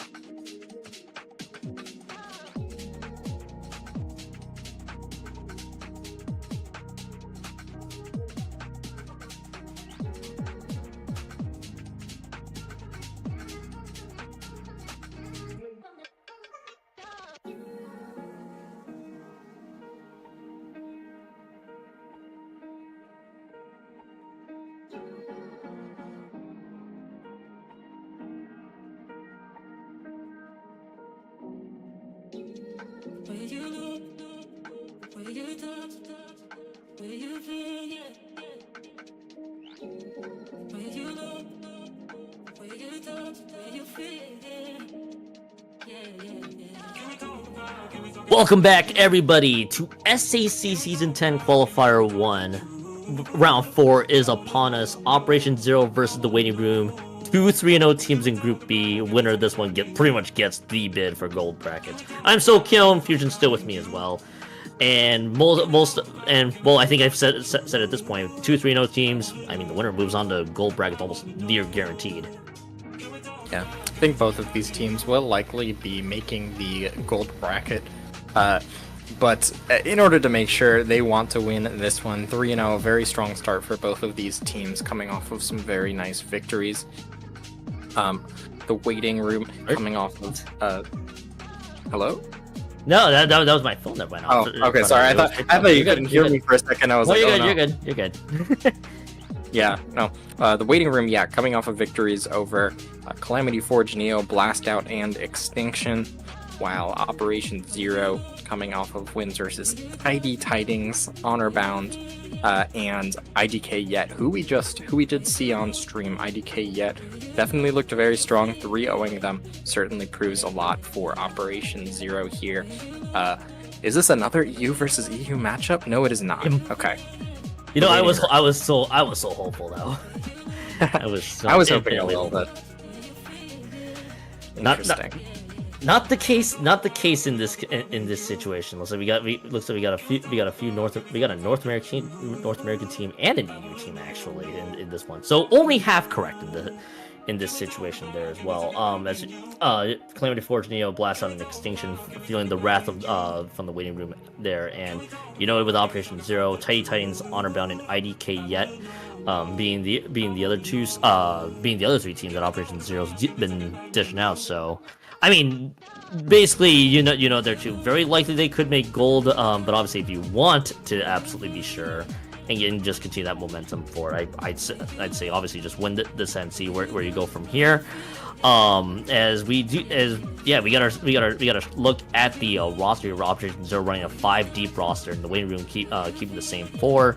Both of them, of course, being established teams. That is kind of what we are going to be seeing here from both teams so far here, Fusion. Yeah, definitely seems like that. I'm a little bit curious because it seems like the backline, Mechanical Nemesis, the backline for the Waiting Room, has an interesting resume of backline weapons. We got a Hydra, we got an Explo, and we have a Rapid Pro Deco. So some less conventional weapons here potentially coming out, but we will have to see exactly what they are going to be rocking here. On the side of Operation Zero, they may be running a Bamboo Cherry. Seems to be have that as their favorite weapon. We'll have to see whether or not. I think a lot of Bamboo players still are on Pencil, but Bamboo's still very solid as well. Honestly, there's like 6 or 7 good backlines. Explo's good, Pencil's good, Edit's good, Rapid Pro Deco is good. I named 4. That's basically 7. I mean, I think you can get away with a decent bit here. I'm going to count no backline as 1, so that's 5. I mean, do you really consider no backline to be a backline if you say there's none in front of it, or are we just counting that just for the sake of counting? I mean, is nothing something? That is true. I'll have to think about that a little. I'll have to think about that a little bit more. There. Is the empty set a set or something? I don't know. I'm gonna have to connect that with deep thought there. Rest of the day. Now it's gonna live rent free in my head. I must figure out those answers too. Yeah. I actually just opened up the bio for the one in question that actually had the interesting assortment of backline weapons, and I'd be curious to see what they dish out here. I've seen a lot of Bamboo, a lot recently, which has kind of been interesting to see. But no matter, we got our 3 maps. Umami Ruins zones now. It looks like the rest of the maps here are looking pretty solid here with Crab Lake Clams and Manta Rainmaker coming up for the last one. So, but Umami Ruins zones is the 2-zone map that I always like to say is very stally because that zone never just stays in control for longer than ever. Yeah, I mean, it's definitely it's an interesting map because you know, you can kind of circle around mid and fake people out and, you know, take one zone but not the other. But like once you get locked out, it can be very difficult to get back in. You can kind of push the enemy team to the brink if you have the capability here. And both these teams at 3-0, I kind of anticipate some aggression coming out after these teams cap the zone here. It's very hard to, you know, maintain a fight for very long in the middle of the map here. As always, I mean, with the zones also going back and forth, and you mentioned with the fights not really lasting, fights can be as crazy as they can get in the center of the map. It's gonna be, I'm gonna say it's gonna be pretty intriguing to see what both teams want to do here gameplay wise, as we're about to load right into this matchup now. I believe, if I am not mistaken, the waiting room is gonna be on the yellow side.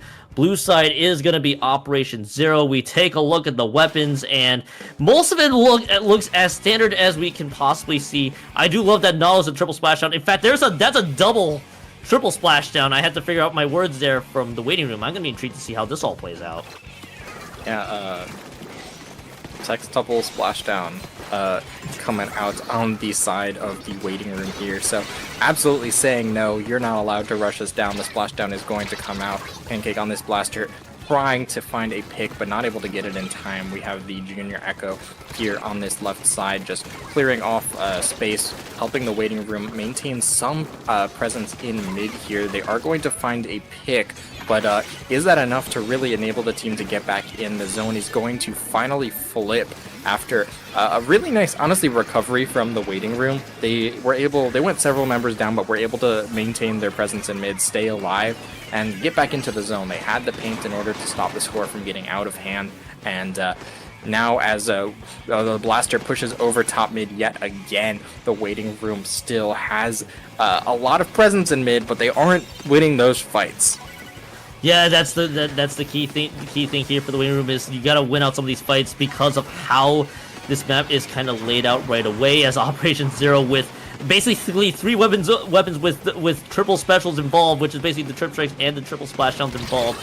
On that side, they can easily get zones back in a hurry if they are able to use their weapons well. So far for the waiting room, though, they are gonna have to concede the zone. It will be Operation Zero's turn to take this one over, and an actually pretty decent position so far. The question is, what can they get even more points on the board? It looks like the waiting room is still waiting for the right setup to happen. The trip strikes being used to protect the middle side of the map. The pencil has dropped. Triple splashdown takes out Vivian. 2 members down on the waiting room. You noted before, waiting room needs to win out some of these fights. They are still losing some of them right now, and Operation Zero could run this one, could run out more points on the board. Yeah, honestly, I'm a little bit surprised and interested in how both of these teams are not getting super aggressive. They're being very patient around mid. Neither of these teams is kind of diving in. I mean, they're like attempting to win those fights, but they're doing so, you know, flanking around the side, looking for that one opportunity to get in, but not like, you know, just all diving forward for that pick. If they're able to find it, they find it. If they don't, they group back and try again. 2 members of the waiting room move in, find some picks, but not quite enough to win. The zone becomes neutral yet again. Operation Zero comes back into mid. Now they're looking for those picks to create the opening, and they don't find them. And now Skywolf answers back here. The blaster is going to possibly give the waiting room the space they were looking for, now in a very good position to begin getting points on the board. They actually will be in very good position here as they are able to clear out these penalty points. Question is, how long are they going to be able to keep this one up here? About 2 minutes left to go on the clock. Skywolf is trying to play this, is trying to find Vivian. Vivian was just the lone straggler trying to pressure out Operation Zero in this situation, and the answer just seemed to be there. Did I see 3 members drop to this triple splashdown? They all went down at the same time. Operation Zero has a 1-point lead so far, and now it's starting to get a little entertained, to say the least, as Skywolf finds a double on top of it. Operation Zero, is gonna be the ones coming out with the zones control on their end, and yes, they're still losing a few more. Waiting room is still punching back. That was a crazy sequence there, Fusion. Yeah, it was. Operation Zero just maintaining that 1-point lead here. The waiting room is going to come back in. They have a reef slider that is going to move forward. Operation Zero, nice job backing out of the way, able to come back in and just get back that zone, but still Both teams looking for that opening in mid. The Wiper's going to dive that Nautilus. It's going to end up in a trade, but that is 3 members down. Operation Zero finds the picks they need onto the waiting room, and now with that, they have some space to move up. They have a, medium penalty, so it's going to take a little bit before they can create that opening, but they do have some room to work with as they begin their aggression here in Anomami Ruins. Yeah, Operation Zero is now trying to keep this momentum going a little bit further here, as they have a handful of members protecting mid at all costs, and Waiting Room still trying to find the time to strike. Losing one is not going to help their cause. They're going to lose a second one as well. Vivian trying to out-duel only gets the trade on the Skywolf. Operation Zero will take that any day of the week, as they're out of the penalty points. 2 members have dropped, and they're out of the 1 point lead. They extended to just 8 more, but so far stuck in a neutral game. Waiting Room still waiting for the right time to strike. 2 members have dropped, make that a 3-member down situation. Vivian is still trying to duel. Question is, are they going to get the cap of the zone? The answer is yes. Waiting Room has the capture of that zone. Reef Slider available if they want to take advantage of it. They also have Just a Killer Whale to help displace Operation Zero right away. Patient play right now, the name of the game for the Waiting Room. Operation Zero needs to find the time to strike, and they got trip strikes available. Here comes the Reach Slider, and it does not find many. It only displaces a few, but Cherry goes down to Vivian, and now the chase onto the zone. They are trying to move on forward. 2 members, and now the 4th member has dropped on the Waiting Room's end. Operation Zero holds their ground. They win game 1 in round 4.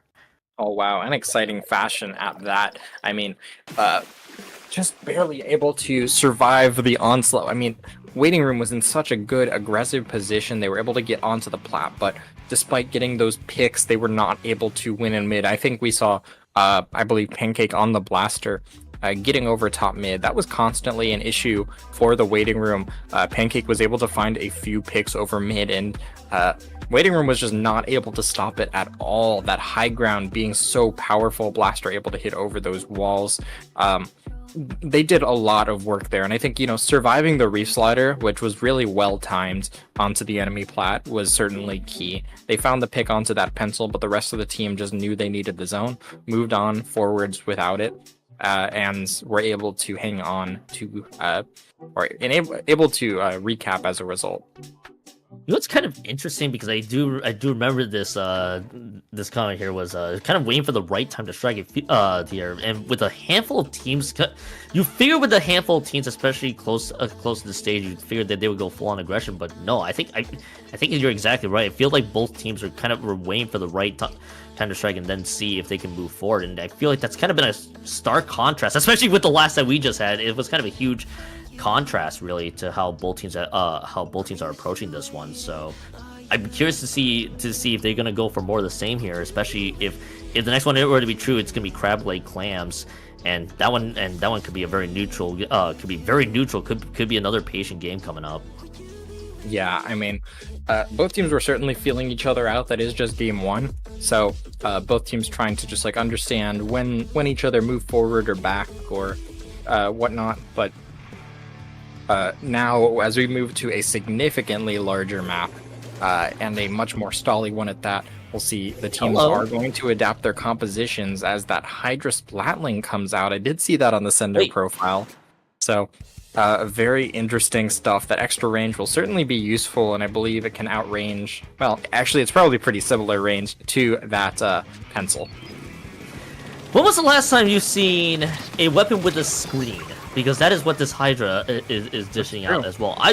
That screen is going to be that screen is an option now for the Waiting Room that they're going to use, which basically just displaces them and then forces everyone players go through and go into full grayscale. That's actually going to be an intrigue. I'm more intrigued by this Hydra with the screen kit overall, but I feel like with this map, I feel like it's actually not a bad choice. At least that's my read on it. I totally agree. Screen, like you said, it's a very interesting way of getting in, especially on this map. It's very hard to get in. There's just kind of that choke point in mid where Skywolf is right now. If you want to get to the basket with your clam, screen can kind of make it ambiguous when you're going to move in with that clam. As both teams just vying for position in the middle of the map. The crab is going to come out, so a couple picks are going to come out, but not able to close the crab in time. The strikes are going to find a pick. Rainmaker, or not Rainmaker, excuse me, Power Clam is going to get taken out on its way to the basket. So Operation Zero is going to get back control of mid, and then some. Clams piling up. They have a lot of space. They find another. The momentum is just piling on for Operation Zero here. Operation Zero were able to get a lot of control of that map, and it all started basically with the shutdown of the waiting room offense. There, I think the Blaster as well finding an opening to work around, and that's a lot of ground that they have so far. But it's just the one Power Clam to their name, but they got 2 triple splashdowns available if they can take advantage. As Vivian flies in with the Reef Slider, and Cherry goes into safer ground, but it opens the door for the waiting room to move forward and get a few more picks along the way. So this Power Clam has to retreat back to base, and they're just gonna have to wait for the next opportunity to strike. Again, they do have the 2 triple splashdowns available. They're gonna burn 1 right away for any sort of control, but it doesn't look like it's gonna be there quite yet. Crab Tank's still alive for about a few quick seconds. Pancake finding critical picks there, and it is gonna be 2 members that have dropped. Both teams have Power Clams, and we're still waiting for the opportunity to strike here if Operation Zero can take advantage. Yeah, Operation Zero. I mean, we're 2.5 minutes into the game, still 0-0 game. Cherry in the right position to get something started here as multiple members of Operation Zero move up to that high ground by the grates. But the Tetra, nice job. Vivian's going to sneak in, find a pick on that Power Clam, and Prince moving in is not going to have anything to show for it. They're going to have to go back just to save that Power Clam. So nice defense. The waiting room is going to just maintain control and keep the score even for now.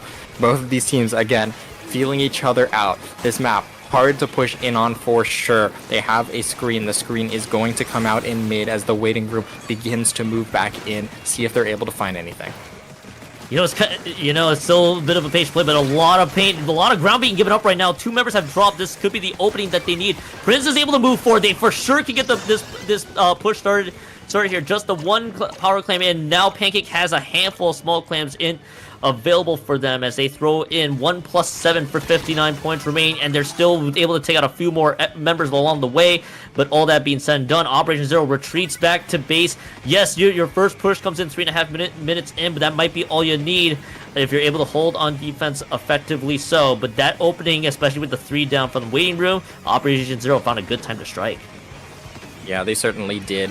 That is more than 2 Power Clams, so the waiting room is going to have to be careful when they move in, if they're able to move past the iron defense of Operation Zero so far. Skywolf on this Nautilus looking for a way, and they want to extend this lead, but they need to be careful to not get too aggressive and go multiple members down. While doing it, they're looking for a way, and the screen is going to enable the Wiper to move in. Stell's not able to find anyone just yet. The splashdown chases the Wiper out of position, but Skywolf now behind is going to be able to find a pick. Pinch with the team, 2-3 members down onto the waiting room. Operation Zero wants more points, and they are going to get it. 2 more Power Clams enter the basket. 2 extra Clams sitting in mid waiting for their opportunity to move in, and Operation Zero now is in control of this game. This is total dominance right now in the last minute here for Operation Zero. And waiting room, I believe, using 2 specials to no value, not even any ground gain, and it turns into Operation Zero's game. They may be looking for the KO here if they're able to find 2 small clams. Skywolf has 2 of them, just needs to throw both of them in, and Skywolf actually throwing it from the bottom ground. That was beautiful. The 100-0 victory that nearly takes the entire match. And Fusion Operation Zero kicked it to another gear. They win this round 4, winning game 1 or game 2 even. Yeah, nice stuff. I mean, certainly took their time feeling it out, but they never let their guard down throughout the entire match.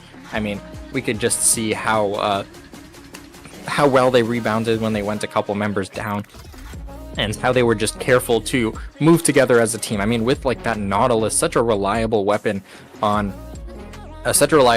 just to stay alive and get those trades more often than not. So just playing to their advantage here, able to get the victory and, put their foot on the gas when they had the opportunity to do so. So good stuff to them, and they will be finishing 4-0 and advancing to gold bracket as the #1 seed from their group. So huge stuff for Operation Zero, but the waiting room still, they were 3-0. Now they're 3-1. It is not over for them just yet. They are sitting. They are technically like second place, but there are likely to be a few more 3-1 teams coming out of this match. So if they want to keep their tiebreakers up, they want to win this match. That's exactly, you're reading my mind there too, because this is a play all three, and yeah, you don't have a chance for the 4-0 now. You're going into okay. Play it out. I know I know we talked about 3 wins or dropping to 3-1. I don't think we meant 3v3 there, Fusion. I don't think that's exactly what that meant. I wanted to see it. Aw. It's 3v3. So sad. It's even. It's fair. You know what? I think we would have. I would have loved it. Personally, I would have loved it. I don't think both teams would have loved it though. But I would have loved it. I mean, it's a different game for sure. 3v3. But yeah, we'll be back to the match in just a second after that short disconnect. But I'm sure things will be just back in a jiffy. Yeah, I think we just gotta kick a few connections along the way. Get whatever pulled both team, actually a team member from both teams. Usually when we see that lobby, it's like 4v3 or 3v4, but it was literally one on both sides. That was unique as well. That one. While we were waiting, huge shout outs by the way to Splatoon Tourney, which I believe just wrapped up their Ludi coverage in that EU edition. Welcome to us, by the way, Splatoon Tourney folks. We got SAC Season 10 Qualifier 1. You're watching Game 3 of 2 teams that were originally 3-0. Operation Zero, of course, improved to 4-0. And the waiting room dropped to 3-1. We were just talking about before we had that 3v3 shenanigans. You do for the waiting room, they need to win Game 3 if they want to keep their tiebreakers up, because they're in the midst of a massive battle between a bunch of 3-1 teams coming up. Yeah, I mean, it's definitely going to be tight for sure. As the waiting room, Operation Zero, the other teams at 3-1, Extinction and Ziphius so far. There are 2 more teams at 2-1, Blast Out and IDK yet. And I think I think the IDK yet actually got the 2-0, so they should be 3-1. They'll be in that mix actually pretty soon. Okay, so there are 4 teams at 3-1. One of them will not be making it. We will have to see which one. The opponent win percentage from Operation Zero is pretty high, so their tiebreaker may be pretty good, but we'll have to see how things turn out here, as we are going to hopefully be back to our match in a moment. Yeah, Manta Maria Rainmaker is going to be the Game 3 there, and I think I swear it's been quite an interesting afternoon. I swear I thought Operation Zero was on losing end, but no, I'm back in sync. I'm about 30 steps ahead now. Operation Zero is the one, by the way, with the 2-0 lead. We're entering into actually kind of an unconventional Rainmaker map. Normally this one doesn't see a whole lot of airtime, so I'm curious to see what the options we're going to see here. Hi, Bamboo. We see you now. Hey. And Bamboo now online. There's and the waiting room, excuse me, is still sticking with the Hydra with the screen. Yes, they are. That Bamboo is definitely going to do a lot of damage here. That is the whale version, so going to be useful for targeting down the Rainmaker. Oh, damn.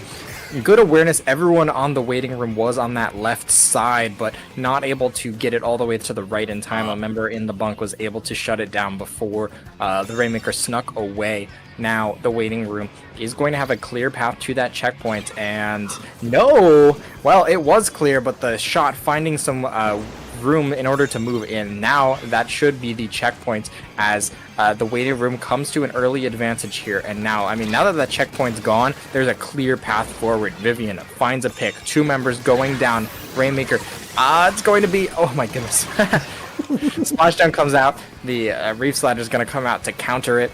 But that is going to be the end of that push. Operation Zero just hanging on. They lose the checkpoint, but not too much more, so damage is limited for them. The waiting room still in mid, still getting back jumps to that Hydra Splatling, as the waiting room gears up for another opportunity to move. Yeah, they're waiting for the right opportunity to move. There's a sneaky push there. Immediately popping that bubble to try to get themselves through, and they're going to get wiped out. Now they're not going to have any opportunities left. and Operation Zero looking to strike back. Something I've noticed here is they're going to get a chance here at the right checkpoint if they're able to make the jump, which they are able to, is the waiting room in that first initial push. They get the wipe up, but 4 members moved forward without the Rainmaker. The Hydra had to quickly retreat to get the Rainmaker back, which meant that Operation Zero had enough time to get their defenses reset here. Cherry trying to maneuver forward is going to be cut short, 2 points short of the marker, but they are going to burn the triple splashdown. If they are able to pick up this Rainmaker here soon and pick it up a few more units of measurement, they should be able to get this one here soon, which they will, as Skywolf, with a perfect use of the curling bomb, able to swim with it in tandem, and they break it home to 19 points remaining. What a strong start for the waiting room. Operation Zero with an even better counter push. Yeah, I mean, great stuff. We saw them just push super well together around that right side. I mean, the whale I didn't even consider, but it's super good through that alley, able to just sneak it down to that pit. Great stuff. The waiting room now alive and kicking. They need to find a way in. They need to clear the path for this Rainmaker if it's going to go through this right side. It's a good spot to pressure, but they need to come from another angle if they want to really create that opening. The whale's going to slow them down, discourage pushing. The screen is going to come out in turn. 3 members of Operation Zero up on top of the bunk. The hammer's going to come out over the heads of everyone on Operation Zero. The Rainmaker goes down, but 2 members of Operation Zero go down as a trade for it. And there's going to be the third, still a member in that top left. The waiting room looking for a way in, but Operation Zero coming from every angle. How are they going to defend the Rainmaker while it moves forward here? That's gonna be I think with this Rainmaker be looming large with moving with it possibly moving forward, the triple splash on the trip strike might be used to completely shut down the idea of defense. But everybody's kind of so scattered across the board here. But the nice little angle there from Prince was able to get 2 in return. So what I was originally gonna say is possibly look for the specials to be used, to be burned. They just ended up using their main weapons anyway. And Operation Zero, great defensive hold. They're actually opting to pick up this Rainmaker here. Cherry making the jump so far is gonna reset it back to mid, and now look for the next opportunity to strike here. 1:13 left to go on the clock. Operation Zero, the ones with the lead here soon. Waiting room still waiting for the right opportunity to strike. They got the core, they got the trip strikes that are around. There on the other side are 3 other specials.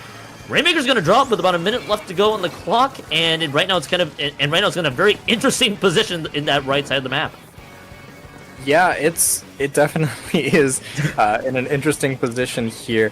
Operation Zero has a lot of room to work with. They have a pretty sizable lead. That Splatling still in a nice spot in the bunker. Skywolf just looking for a way in, but they're going to try and play back. They have a lot of room to defend from, so as long as they're able to stay alive, this would be absolutely huge for them. But they do get taken out. Vivian on the Tetras finds a pick. Cherry now on that bamboo. Last backline up for Operation Zero there. The members of Waiting Room are beginning to move around that left side, but they get shut down. Operation Zero hanging on here. Cherry looking for a pick. The Rainmaker still sitting in the bottom of mid. They need to grab it. The bamboo's in position. If they grab it, they could be taken out immediately. There is going to be a bit of space as we head into overtime. Heading into overtime right now as Estelle's using that Ultra Stamp to carve out a path. As in, what? Did that Ultra Stamp actually get the pick onto the... Okay, I wish we have a replay of that one. That was beautiful. They actually land that Ultra Stamp toss, but they're having to take a scenic route detour, and they are mowed down by guess who? The Hydra comes out clutch at the right time, and Operation Zero holds their ground. It's a 3-0 finish for Operation Zero. Fusion, that was another crazy sequence to finish. Oh my god, yeah, it was, and I think that was some fall off from the heavy edit too. That was very, very clutch coming out there from Operation Zero. So huge plays coming out from the edit player. What was the edit play? I've already I apologize. I was thinking I thought it was Skywolf because Skywolf had the Nautilus earlier. I apologize. Names are literally the thing I'm worst at. Great stuff from Operation Zero. Maintaining control. I mean, the Waiting Room definitely showed some strength in the last game for sure, but Operation Zero just able to clutch things out. They are going to be looking very strong moving in as the first seed from their group here. So they'll be making it to top cut. Let's see the standings for the two groups here, as I believe we are all wrapped up for a group stage of SAC. Would you like to walk us through it? Yep, you bet. So off of Group B with the standings. So Waiting Room actually will finish second there, so they'll just have to settle with the second place finish. I mean, they still qualify for gold brackets there. So even with the 3-0 finish, they'll still qualify. We noted Operation Zero, the next one up. And if this is true, ID Kiet and Ziphius rounds out your third and fourth respectively out of Group B. Extinction, unfortunately, gonna be hitting Silvers just in the losing end of the tiebreakers there. If we go to Group A right away here, Fusion, FreeFlow's the one that finishes 4-0. The tops, the teams here: Tidal Disruption, Geo Wizards, which is a great name by the way, and the Norwegian Oil Economy, fresh out of a lowing victory, qualifying for gold brackets there as well. Seafoam Reality gonna be the one that goes to silver records with the 3-1 record. So that rounds out your gold bracket, which I believe we'll be covering, of course, in the second block. But Fusion and I, Fusion, you and I have done Swiss, and it's been awesome working with you throughout. Yeah, it has been a pleasure casting with you. I feel like I don't get to cast with you all that often, so it's been fun. We are going to be passing it off, I believe. Is it Rocket and Skepidillions? Coming up Rocket and the Skepidillions. Yes, those two will take us home. Yes, so stay tuned. We got a gold bracket ahead. We'll see which team is going to secure their spot qualifying for the SAC finals on June 14th, and which teams will gain some points in order to take some steps there. Yeah. So don't go anywhere. We got gold brackets coverage coming up here soon. Fusion and I are heading out. Skep and Rocket takes you guys home the rest of the way. So don't go anywhere. Gold brackets coming up here soon.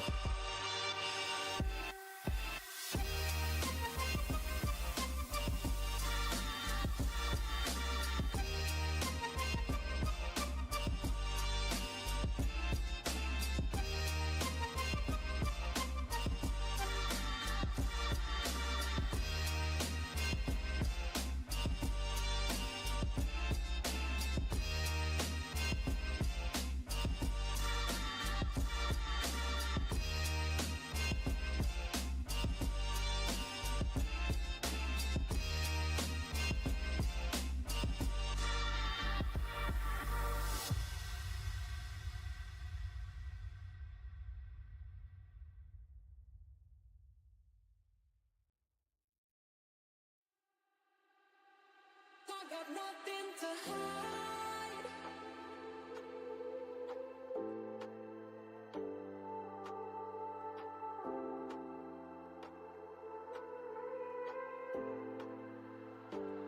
I got nothing to hide.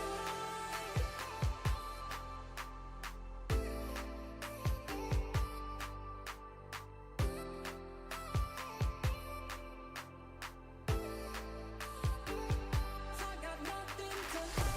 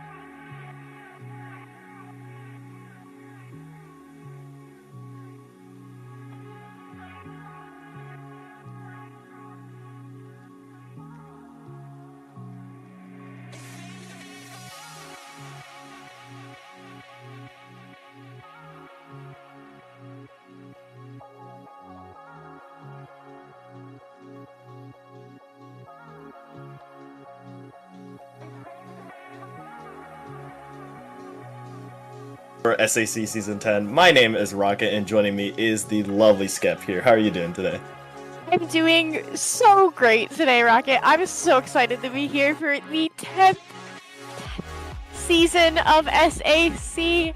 Oh my gosh, Qualifier 1, we've been going along so far this morning. I love circuits. I'm just generally excited to be here.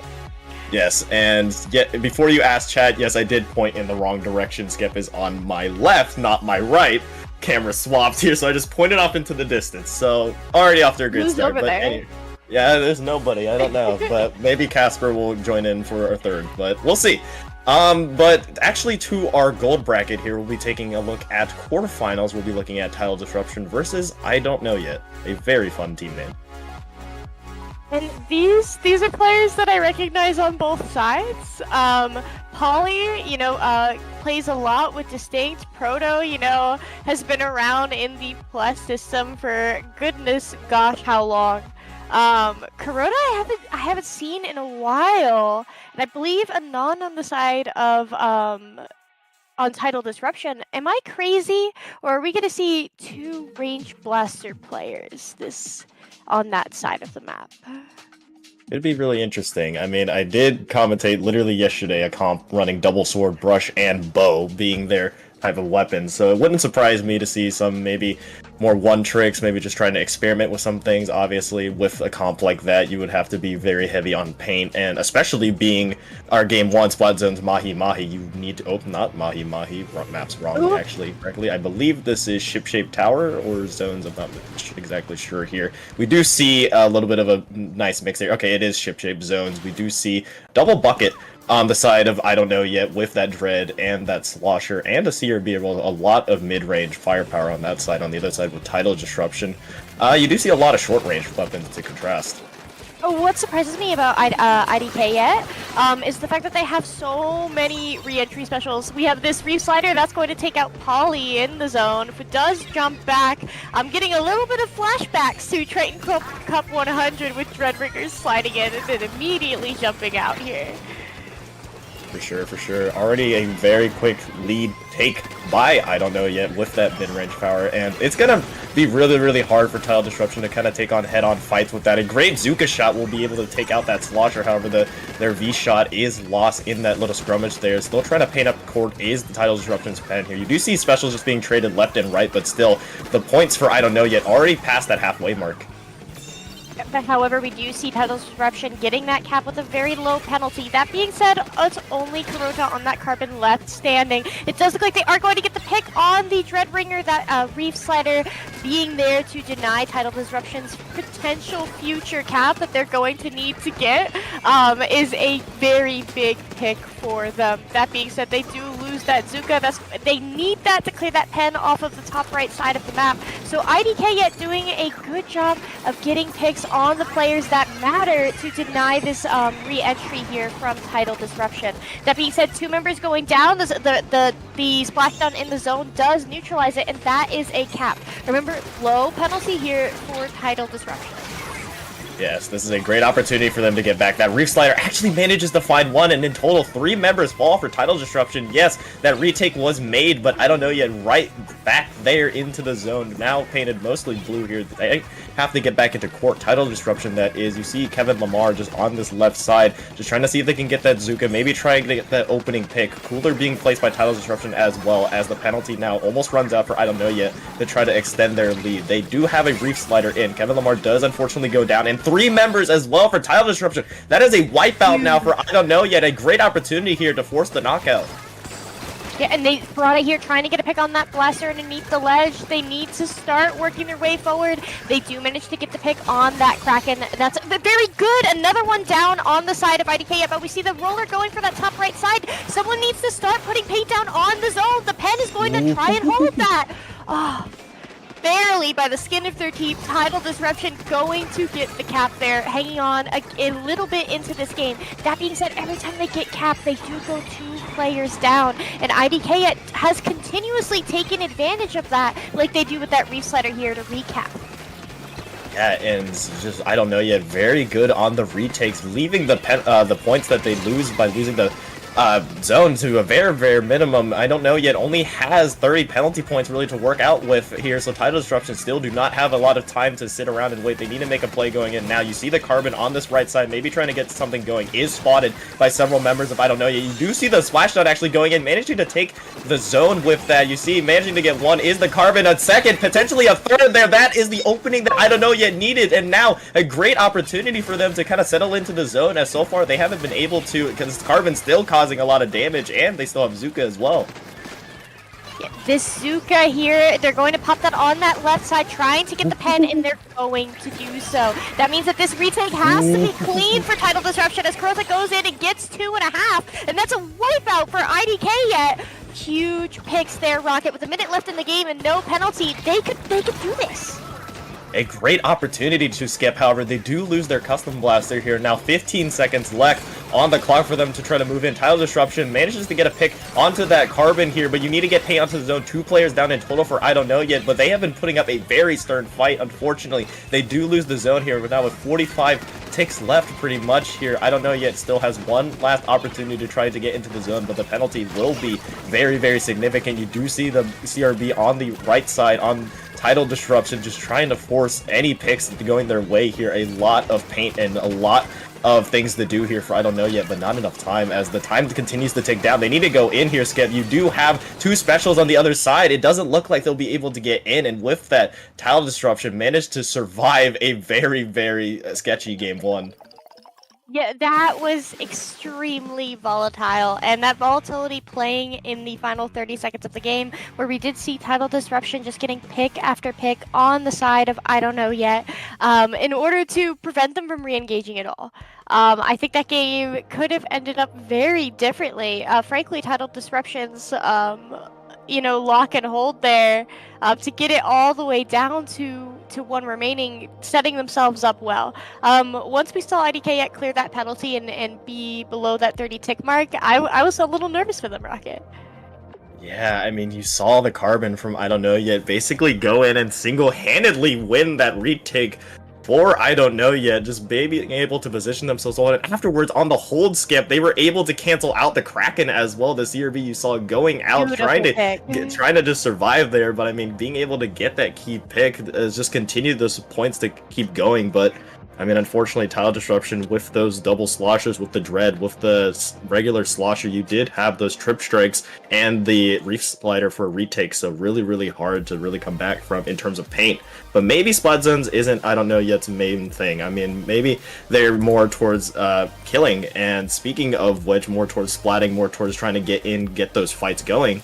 And this next game mode could be really perfect for them. Clam Blitz, Crab Leg. This is another map mode where we are expecting to see a pen be a relatively dominant force on the field. Ship Shape and Crab Leg, both very flat maps with large open spaces that suit pen's painting patterns. So I am expecting Tidal Disruption to still be rather dominant here on Crab Leg. We'll see. See, indeed, because this is I don't know yet's match point pretty much. I mean, Tidal Disruption, this Tidal Disruption's match point, as they just need to win this one and they move on to the next round. This is best of 3, and what's at stake? Punching your ticket to SAC finals here. The winner of qualifiers automatically qualifies themselves to the finals here. So you want that coveted thing. You want that coveted crown, because afterwards you really don't have to do much. You don't have to worry about scheduling issues, maybe trying to get into these other qualifiers. No, you just have your golden ticket there. But I'm very interested to see if there's any adaptations between these teams as we just jump straight into a game 2. And this is also another map that is very strong in lockouts, just like Ship Shape zones. These drops on that top left or bottom right side can be very dangerous for defenders to break back into mid. That being said, we're sticking with the double bucket on the side of Tidal Disruption. Exact same comp. Kraken Cheese, perhaps, in the great 2025.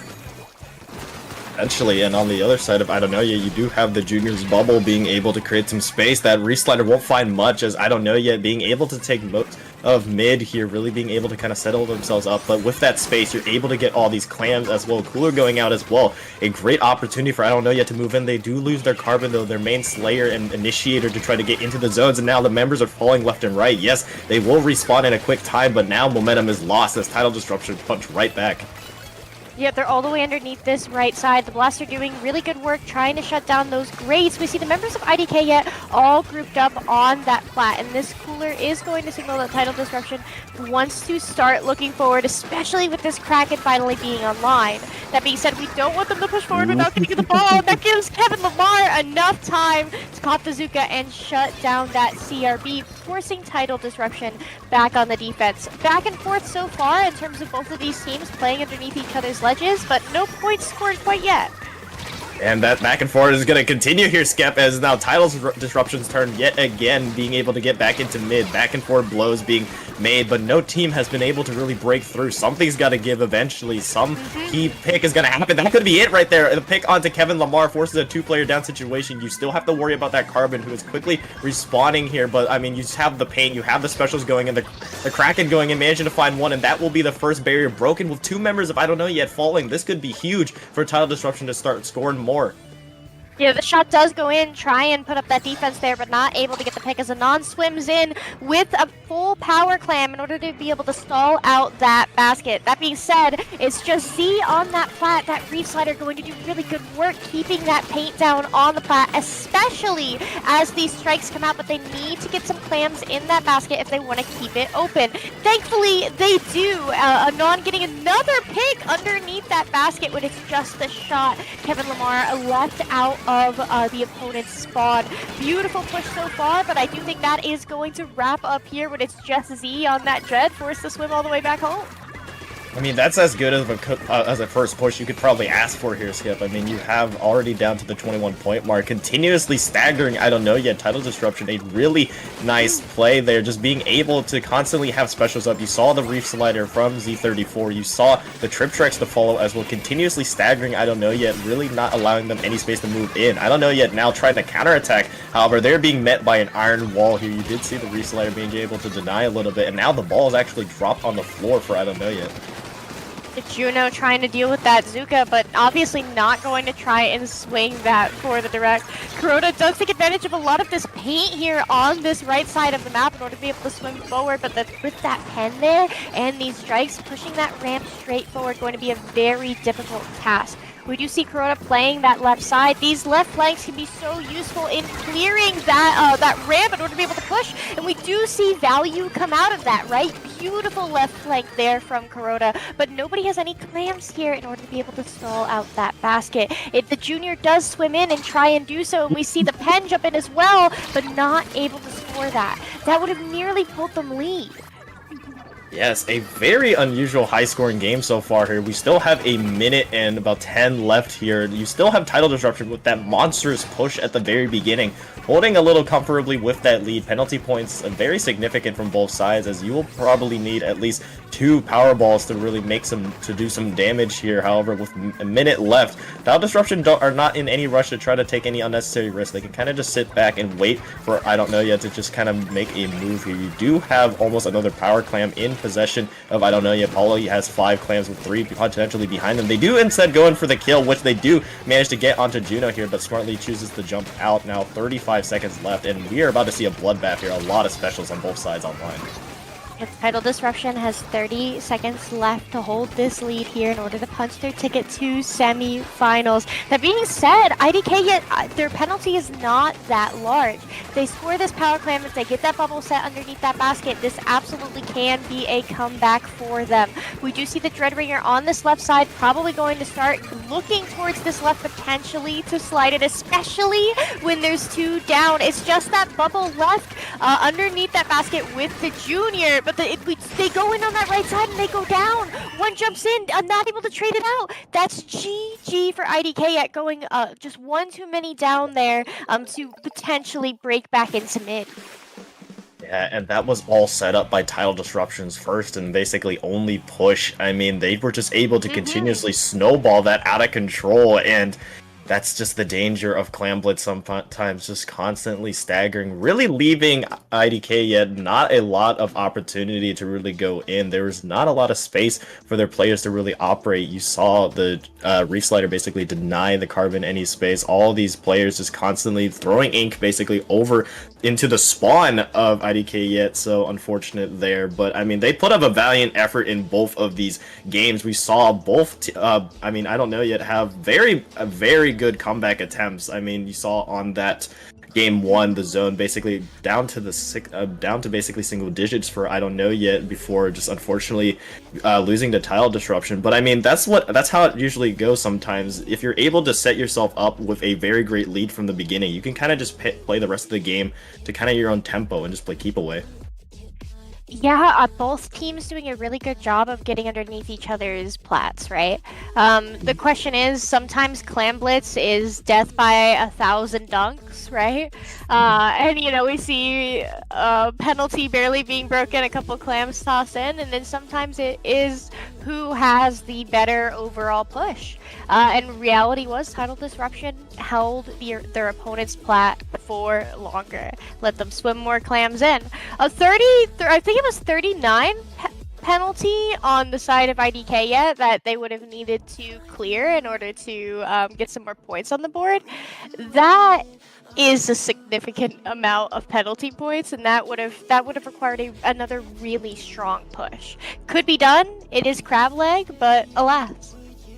For sure. And with that, we'll be moving on to semifinals. Tidal Disruption punched their way there. They'll be facing against Operation Zero, who did manage to get a 2-0 over Norwegian Oil Economy, formerly known as Norwegian Water Economy. Our previous lowing winners unfortunately do fall in quarterfinals there, but they will still have an opportunity in the other qualifiers here. On the other side, though, actually, we'll be taking a look at FreeFlow versus the Waiting Room. Ooh, FreeFlow. I think I saw some people in chat mentioning that FreeFlow was in a match point against Ziphius. Yep, going 2-0 over them. FreeFlow has been a team that you expect to see in Gold Bracket in SAC for a long time. If I remember correctly, last season it didn't quite go so hot for them, but they're going for a run today. For sure. And just taking a look at how both these teams kind of punched their way in. I mean, all those quarterfinal matchups were sweeps. I mean, FreeFlow getting the better of Ziphias, the Waiting Room getting the better of Geo Wizards here. So far, none of these teams have lost one in bracket, and I'm sure they'll be able to keep. Let's see if they can keep up that hot hand here, as we do have. Those are the two highest, lowest remaining seeds there in the 1 seed FreeFlow, number 4 Waiting Room. So we'll be entering best of 5 territory now, Skep, so a little bit of an opportunity for these teams to kind of get to know each other a little bit more. Yeah, and keep in mind, FreeFlow in groups went 2-1 over Tidal Disruption, who we just watched on this half of the stream. So potentially in the future, perhaps, you know, looking at a rematch. Potentially, yeah. This is where you can get some storylines going, really getting teams kind of building up some familiarity with each other, still fighting for, like I mentioned before, that coveted first spot in SAC Finals. The winners of this qualifier will automatically qualify there, so a lot at stake here. Just 4 teams remaining out of the potential, I believe, 26 we had to start off things here, so this is the top of the top in Gold Bracket. I'm really looking forward to the set. On the side of FreeFlow, you're going to see some weird comps. You're potentially going to see Umbrella. I love Cake's dualies. Very responsive comms to each other. Beautiful rotations to back up fights. I think we can expect to see that out of the dually player, in particular on the side of FreeFlow. I love watching them play. On the side of Waiting Room, Echo, a very notorious support player. In midline, I think that their plays can be pretty explosive in a very positive way. And Kanan on the Tetra, so we're going to be seeing some dually versus Tetra action starting off on Mahi Mahi. I'm excited. I am as well, and actually a member of Waiting Room. I am interested in looking at Mechanical Nemesis. They have some pretty unusual, not so much seen backlines on their Sendu. You do see a Hydra, Explosher, and Rapid Blast Prodeco there. Some very interesting chip weapons. Will we see them here? Unfortunately, no. But we do see, I believe that is a 10 umbrella on the side of FreeFlow. On the other side of Waiting Room, we do see that Rapid Blast of Prodeco on the side of Waiting Room here. But like you mentioned, game 1, Mahi Mahi. Let's see what we have in store for us. Swish, a pretty infamous tent player as well. It's been a long time since I've seen them on that weapon. That Rapid Blast of Prodeco are going to do a very good job of shutting down either side of Snipe. You can see with Swish in that corner how that AoE hits that entire area behind the Snipe. Very easy for that weapon to clear that, and that's going to be quite a problem for FreeFlow. We do see the Waiting Room pulling the first real lead of the game, and having that whale online in order to be able to shut down Cake's crab.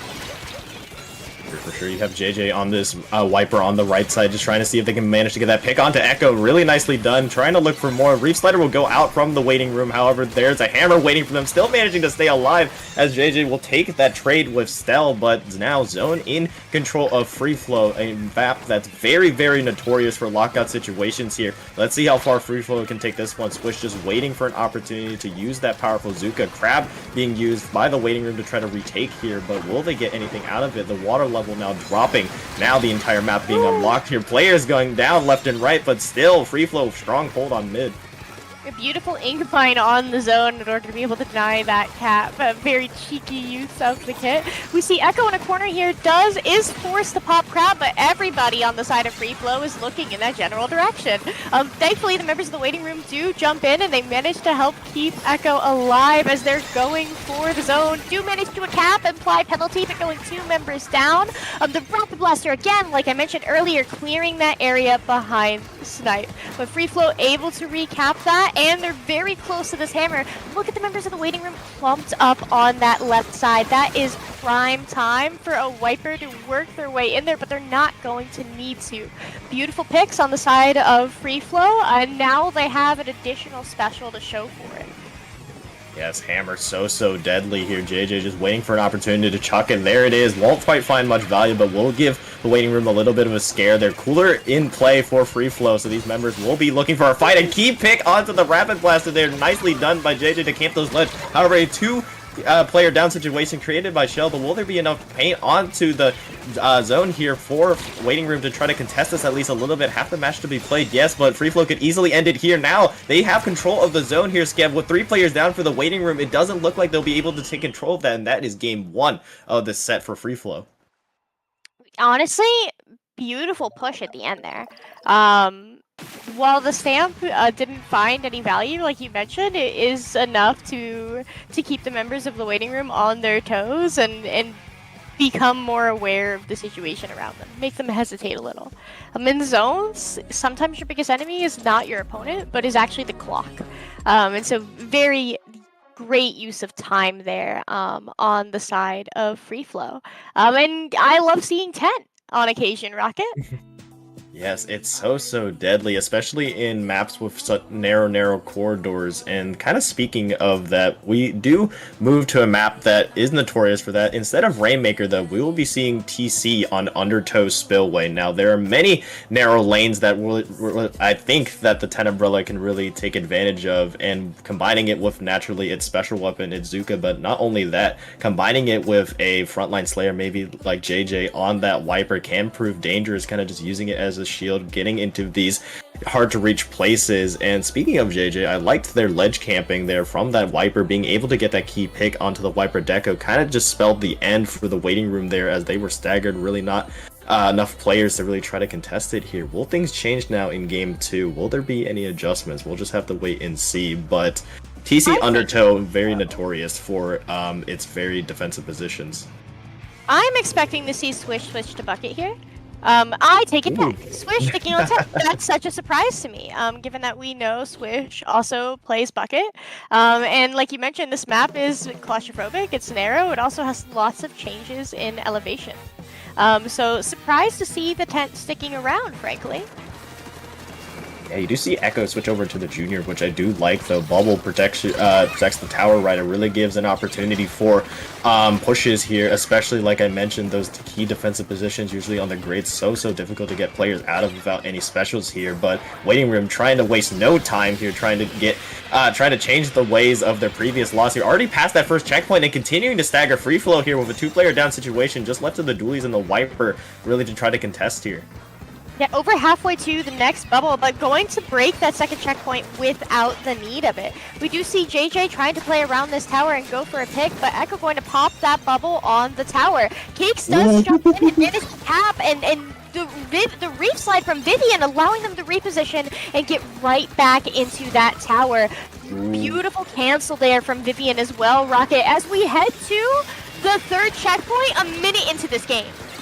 Yeah, Vivian got those 3 picks from 2 of them from the Reef Slider, and then 1 canceling out that hammer, which is huge. Now the special is going out for FreeFlow, just trying to cancel this out. Another Reef Slider will be invested to try to keep this zone here, but this zone on the right side here, but continuing to move forward. Waiting Room just waiting no time here, as they were not happy about that game 1, said, hold on, let's lock in real quick, and quickly take a 100-0 game over FreeFlow in game number 2, evening up the set, and that game barely lasted more than a minute there, Skip.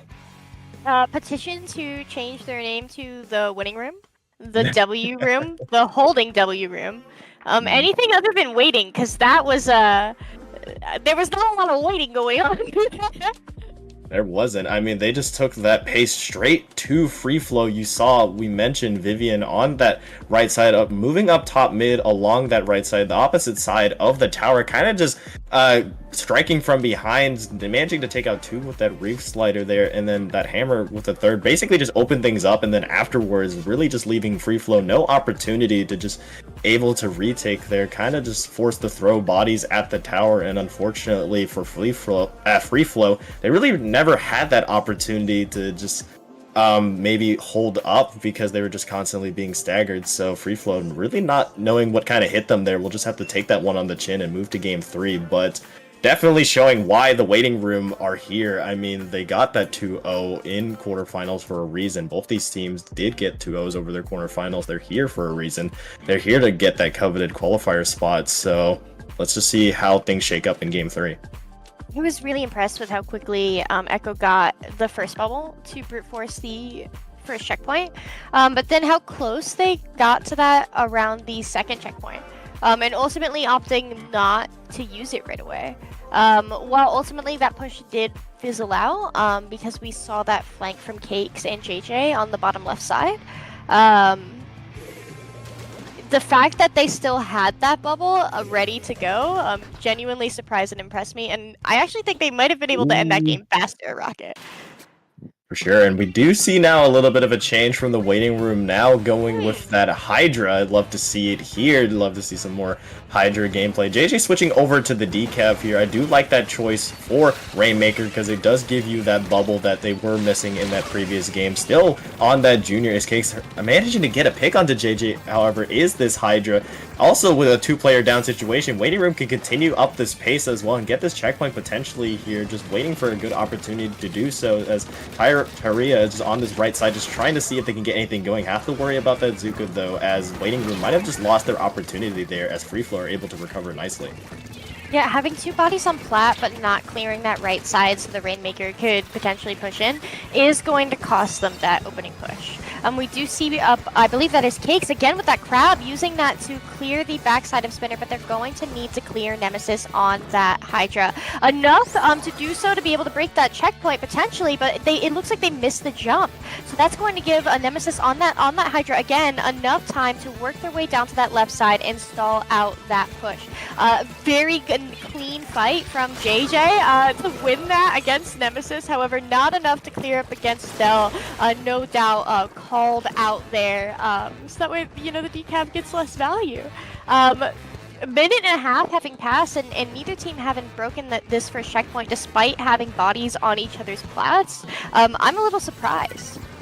Yeah, you do have a lot of paint, though, in the favor of the Waiting Room. You have a lot of blue paint now, potentially moving up plat. The Reef Slider maybe getting something, unfortunately, is able to be traded out. Nothing really found. Space is taken, yes, but the jump is missed there by Nemesis to manage to get it into the bubble. If they were able to get that jump, an easier checkpoint pop probably could have been there, but now you have to worry about Parks here, just sneakily on this top of spinner, managing to get one there, really nicely done, and continuously stalling out this push for the waiting room. You might think that now an opportunity has been lost here, Skip. I am actually genuinely impressed with how long Parks has been holding that position and applying chip across the entire plat. A beautiful defense from Parks there. I think that push could have looked a lot different had they not been there on that edit. That being said, Echo trying to threaten top mid. It looks like they want to go for that bubble. They do, but JJ and Parks both backing down that right side. Look how clumped up they are. That's a dangerous position. A single Zuka can take them all out. There we go! The Zuka getting 2 picks, and now they have to look towards this right side. Clearing this has not been efficient for FreeFlow so far this game.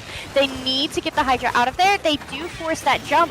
Thankfully, this bubble signaling that perhaps they're going to be able to break the checkpoint, but Stella pushing into the bubble and not able to get the pick on JJ. Finally, at long last, a team has broken the checkpoint, and it is in favor of FreeFlow, who is going to try and extend their lead here using that 10 shield. Beautiful play, and given how stally this game has been so far, that lead might just hold. Yes, Swish on that 10 umbrella, really nicely done to go ahead of their Rainmaker carrier to create all that space, a free lane for FreeFlow to move in. However, it doesn't look like they're willing to give up this plat. Parks is unfortunately taken out there by Nemesis. Now with a minute 40 left, pressure is on waiting room to at least get that checkpoint. You need to at least get the checkpoint here on this push to really stand a fighting chance. Not necessarily having to go all the way, yes, but at least get something going here. Retaking mid is going to be their first objective. JJ does win that fight, though, on that right side, so a little bit of a thorn into their side. They do lose 2 players in total, FreeFlow that is, so maybe an opportunity for waiting room to kind of move up to this plat, but they have had some struggles with it so far, Skip. Do they have an opportunity here? You do have the paint there, but yet again, the edit on that top side of spinner. They do manage to clear Parks there, and Vivian going in with that reslider does get 1, nearly gets 2, but the 10 going to be able to push up and set up a defense. Thankfully, Echo has that bubble. That bubble potentially getting that in front of this choke point could allow the Rainmaker to cheese on forward. There we go, Echo with the bubble, but Swift there trying to shut that down. They do get the pick on JJ, who tries to dive that Rainmaker. Vivian is alone beyond that checkpoint and does get punished for that. Look, beautiful defense here from FreeFlow. They've got a member on each of the high grounds. They do have that cooler as well. Knowing that it's just the Tetra and the Hydra going to be forced to back, it means that they can take that plat back, pop that Zuka, and get 3 members of the waiting room. That is a wipeout for FreeFlow. With 30 seconds left in the game, it's looking comfortable for them. It is looking very comfortable for them. They just have to sit back and relax. You do have the Splat Dooley's cakes on that top mid there with Crab just really being able to kind of prevent any further advance. You do see the Rainmaker is lost though, so waiting room do have a little bit of an opportunity to get in, but will they be able to get the hop onto the Rainmaker shield? Vivian will win that fight, quickly traded out by Swish, but the overtime will be had as Nemesis is able to clean up, maybe able to get that paint. JJ in the area though, just trying to hunt down this Rainmaker carrier, just left alone and isolated there on that left side. Not really much Nemesis could do there as FreeFlow take another game off of waiting room, now up 2-1. Match point now, set point for FreeFlow. I was a little scared with the Rainmaker on the bottom right side. They were going for that cheese spot, you know, where you can squid surge up the little lip of the that cubby on that right side of the map. You can stand up there, and it's such a pain for the opponents to they can get pop easily, but they have to wait for it to reset typically, because it's such a pre-fireable spot from your own plat. When I saw them going for that play, I was a little nervous, because if you go down before you can get up there, man, now they have control of mid and the Rainmaker. Despite that, able to bide on with Parks going in for that leftward flank to get the pick on the Rainmaker and close out the game. By the edge of my seat, Rocket. I was genuinely nervous there. Yeah, and I kind of want to highlight a moment there that kind of just narrows, just like kind of shows the closeness of both these teams, how intense it was. There was a great opportunity for waiting room to get that checkpoint there. You did see, I believe it was Echo on the junior that was able to put up that bubble near that checkpoint pop. Unfortunately, Nemesis wasn't able to make that jump from that mid spinner to that checkpoint pop, and what that led to was a 2-player down situation for waiting room instead of a potential Rainmaker pop. If they were able to get that, we might have seen things change out a little bit differently, but also, again, we want to highlight FreeFlow a little bit. You did see Stacks there just very annoyingly for Waiting Room, if you're on the side of Waiting Room, just standing there kind of holding their ground and just raining down ink from above. And here we go to another choke point heavy map. At this point, I'm expecting the tent to stick, right? You know, we've gone through Museum, we've gone through Undertow, all of those maps being very choke point dominated. And I don't think there's a better one quite like Umami Clams in terms of holding your own choke point. That being said, bubbles on both sides is going to give both teams additional tools to do so. It is actually FreeFlow who's the first team to go 2 members down, as we do see Echo and one other player, I forget their name, on that right side, running for the edit and managing to do so. This could be an opening push here for the Waiting Room. Yes, and Echo manages to get these clams in, managing to basically single-handedly kind of be that front line, trying to get blue paint down for Waiting Room. Now down to 65, actually, in terms of their point total. You see the screen being placed as well to maybe trying to stall out a little bit, but unfortunately the Waiting Room do go 3 players down, just left to Nemesis on that Hydra to just kind of fall back, live to fight another day. But that is a solid push to start off with, not an impossible push to come back from, Skep, because I always say that there's a magical number that you want to get to for that first push, and that's 60, because 60 really gets you past that threshold where if you're counterattacks, all they need is a pity and one more clam to even things up, and we see FreeFlow trying to make that happen here. They do manage to get those 2 players down in mid as Cakes here on this crab free-firing that bottom area behind the spinner. Not able to keep their teammate JJ alive there, but managing to move forward with Parks in that tent directly underneath that basket. I love to see some tent in Splatling play, but the jump in going to get the dunk and not much else. That's going to grant a pity to the Waiting Room, who is now very cleanly in control of top mid with a delayed wipe there. You did see the re-slider by Vivian, managing to find 1, managing to find 2 onto Swish and JJ. Really nicely done. You will take that trade any day of the week, as now Waiting Room have a great opportunity. Just look at the map. So much blue control in favor of Waiting Room, now setting up Nemesis in a great position in top mid with that Hydra as well. Going to be really difficult to try to clear the crab, though, coming out from Cakes. Maybe being able to at least chip away the Zuka being invested by Swish on this left side as well. Could lead to a very quick retake and a great opportunity for FreeFlow to move in as JJ finds 1. Yeah, beautiful. Getting those 2 picks on top mid, FreeFlow going to be able to start working their way forward. It's just the 2 members of the Waiting Room in that choke point. That is the area that they want to be holding, but pick from Parks there on Stel in order to be able to set up this tent. That's another dunk. We are 3 clams away from FreeFlow pulling this lead. 2 clams away from FreeFlow pulling that lead, but they're not going to be able to dunk. This could be very different from the set that we were looking at last time around. This could be a situation where FreeFlow tries to win this game with death by 1,000 cuts. JJ underneath that basket trying to push Nemesis, does manage to get that pick. They're waiting for that basket to drop in order to be able to score, and that's a lead in favor of FreeFlow. Very appreciated how patient they were in getting those clams in, not overextending and just waiting for round 2. Yeah, and clams are continuously going in, Skep, now down to the 21-point mark before Waiting Room can really kind of respond here. JJ still getting picks, managing to find Echo, and another one onto Stell here, managing to at least maintain the space. Yes, the barrier will be back up here, but FreeFlow have another opportunity to maybe trend another push here as JJ is almost to that bubble. You see the Tenebrella moving in as well. So much space being created as the Waiting Room kind of just have to sit and wait for an opportunity to really move in. JJ is taken out, though, so the evening picks will go into their favor. Another pick by Nemesis onto Stell. That Brella will allow them to get back in here, but with a minute 25, it is Waiting Room's turn to try to go in. Parks has hardly left top mid. Now finally forced to do so thanks to Echo's very aggressive bubble on this right side of the map.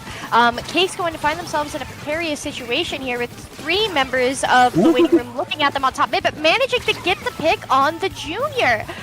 We do see Parks again situated on top mid. Again, they've hardly left this general area as Swish uses that 10 shield to get a pick on the right side. JJ and Swish have done such a fantastic job so far this game in holding this bottom right corner. This is what allowed FreeFlow to go in for those 2 consecutive dunks and is going to set them up well here for that again, as that bubble is shredded underneath that basket. But Swish, who needs a bubble when you have a 10 shield? They only need 3 more clams. Wow. That's it.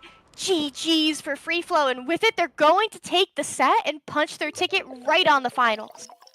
So much space being created by not only JJ's decaf bubble, but also that Brella. So much presence being made that, while yes, you do have a Hydra on the other side to try to shred that, you can't shred both at the same time, and just too much for Waiting Room to really handle there. I mean, tense games all around, but a 3-1 gentleman sweep will be the final score there in that set. Like you mentioned, punching FreeFlow's ticket to finals. Let's see who they'll be facing in the next round for the SAC qualifier, the championship, to qualify yourself into finals. It is Operation Zero, who managed to get a 3-0 sweep over who we just saw in quarterfinals, Tidal Disruption. And here we are, like you mentioned, right on our way to finals. Operation Zero, earlier in the tournament, did go 3-0 over the Waiting Room, who we were just watching fight FreeFlow during the group stage. Also, they've fought similar opponents throughout the night so far. Tidal Disruption, who, like you mentioned, we watched first thing here on our blocks this morning, also going 3-0. We're seeing a lot of sweeps from Operation Zero, and FreeFlow looking right on up at them. Yeah, we're seeing a lot of sweeps here and a lot of dominating wins. Will finals be the same here? Of course, even since Waiting Room and Tidal Disruption lost their semifinals, they still have a third place match to play, and that match still means a lot because you can still qualify based on placements here. So it's not over for any of these teams. Just even making it to this gold bracket is still very, very impressive and will help them in the long run. Of course, you won't have that opportunity at the golden ticket, at least this time here, but one of these teams will. So it is just do or die time in this final set. I also want to give a little shout out to local celebrity Clamblitz in chat there. They made their appearance finally. I was looking for them. I have been looking for them for this entire stream, and finally they do show their face. So massive props to you, Clamblitz. Hopefully we'll be able to see a Clamblitz match here in grand finals. Yeah, this is going to be an interesting one. I'm not expecting sweeps. Let's circle back to the Waiting Room and just remember that TC Undertow was a 100-0 KO for the Waiting Room. Like they did not get walked on. That would be a disservice to how well they played. So that being said, it could have been similar with Operation Zero, right?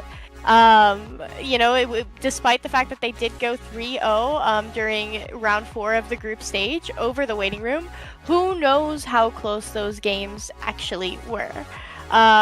So here we go. I'm expecting some explosive and tight games given how well both of these teams have been playing this morning. Yes, and we will start on Splat Zone's Barnacle and Dime. A very good map for Tenebrella here. Very flat area to really work with as well, and I can imagine Cakes still on those dualies. Crabs so effective here.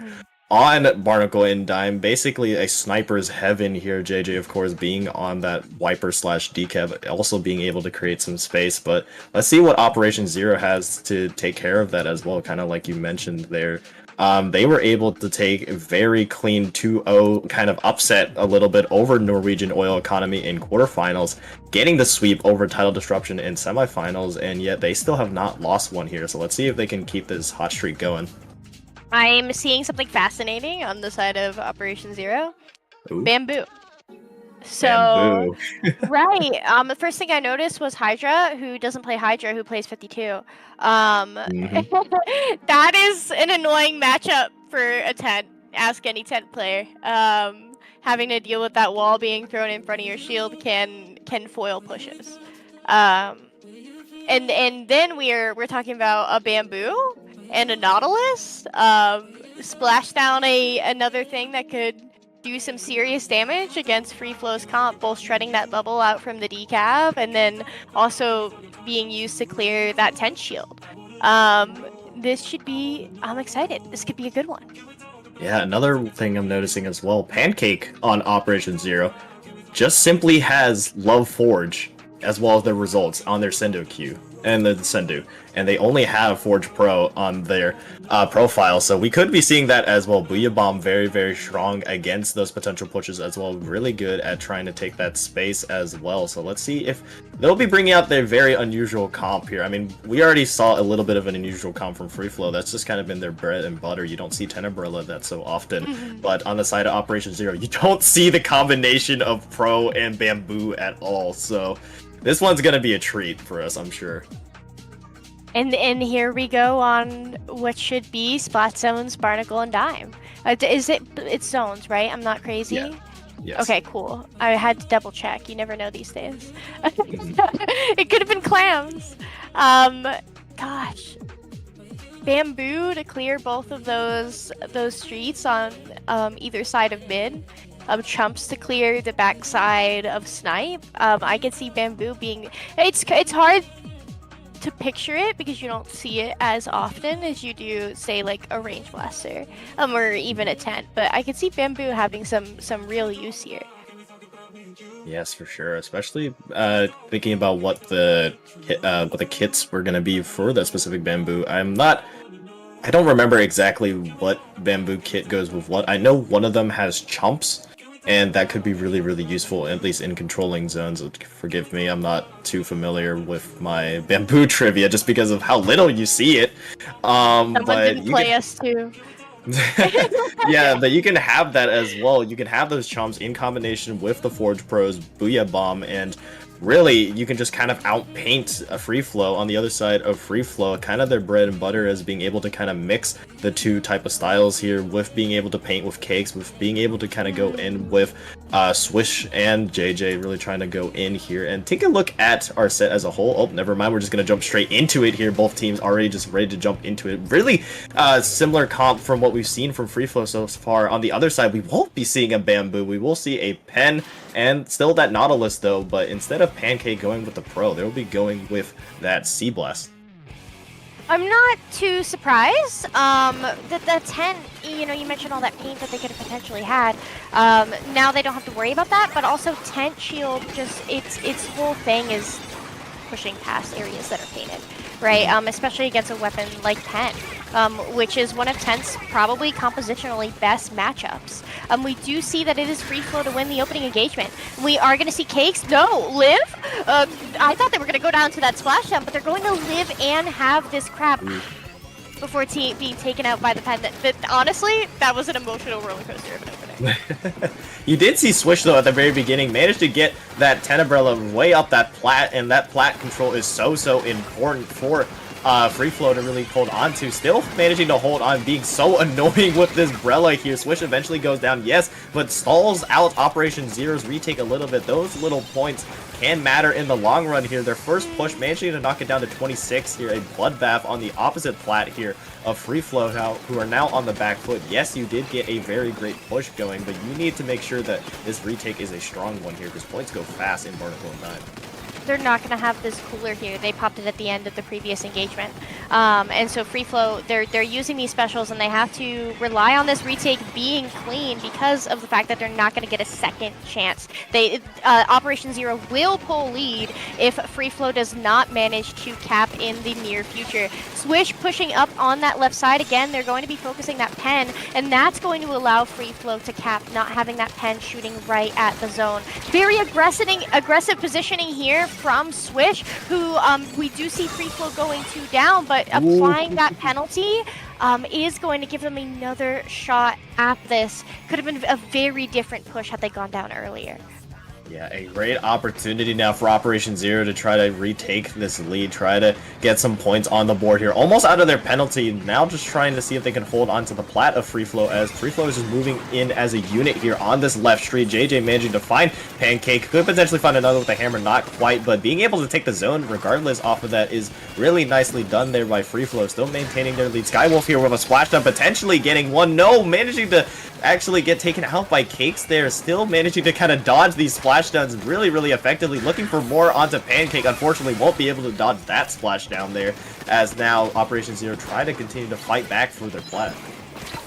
Yeah, we see Pancake pushing up, trying to clear Swish out of that bottom right side, but Swish wisely going to back and wait for reinforcements. Operation Zero popping cooler on that plat as FreeFlow gets dangerously close to clearing their penalty and extending their lead. Pancake's working their way up the left side, and we do see that the Nautilus is extra close to that splashdown as well. Pancake goes in, does try and splash down that zone, but 2 members down on Operation Zero means there's not going to be anyone to follow up on this paint from the second splashdown. Are they going to be able to cap here? Rocket, I am so stunned. Those strikes applying that extra paint in order to be able to follow up when there were no other bodies in the zone for Operation Zero. Absolutely by the breadth of a hair.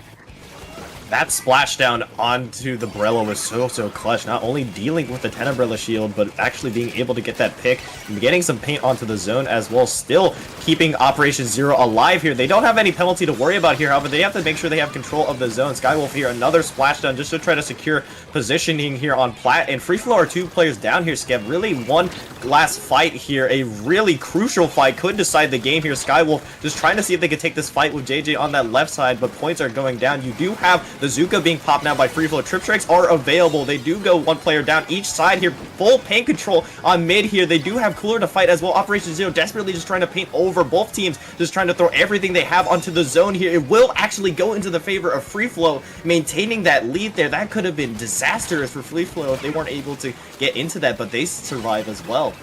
I was convinced that Operation Zero was going to knock out there. Despite that FreeFlow managing to cap it again, applying that penalty. We do see the strikes coming out on Parks. That's going to be a cooler down. Operation Zero having those 2 splashdowns again. Those are doing so much work into that tent shield in particular. JJ trading 1, but going to be taken out. I believe that was by the Nautilus Sky. As Operation Zero has an opportunity to take plat. They're being a little careful about it. They're taking their time. They have this splashdown again, going to use that credit tent shield, getting 2 with it as FreeFlow clumps up. I believe this could be GG's for Operation Zero. It's just Swish with this Zuka. Prince has strikes. It's over. It's over, Rocket. I think that's GG.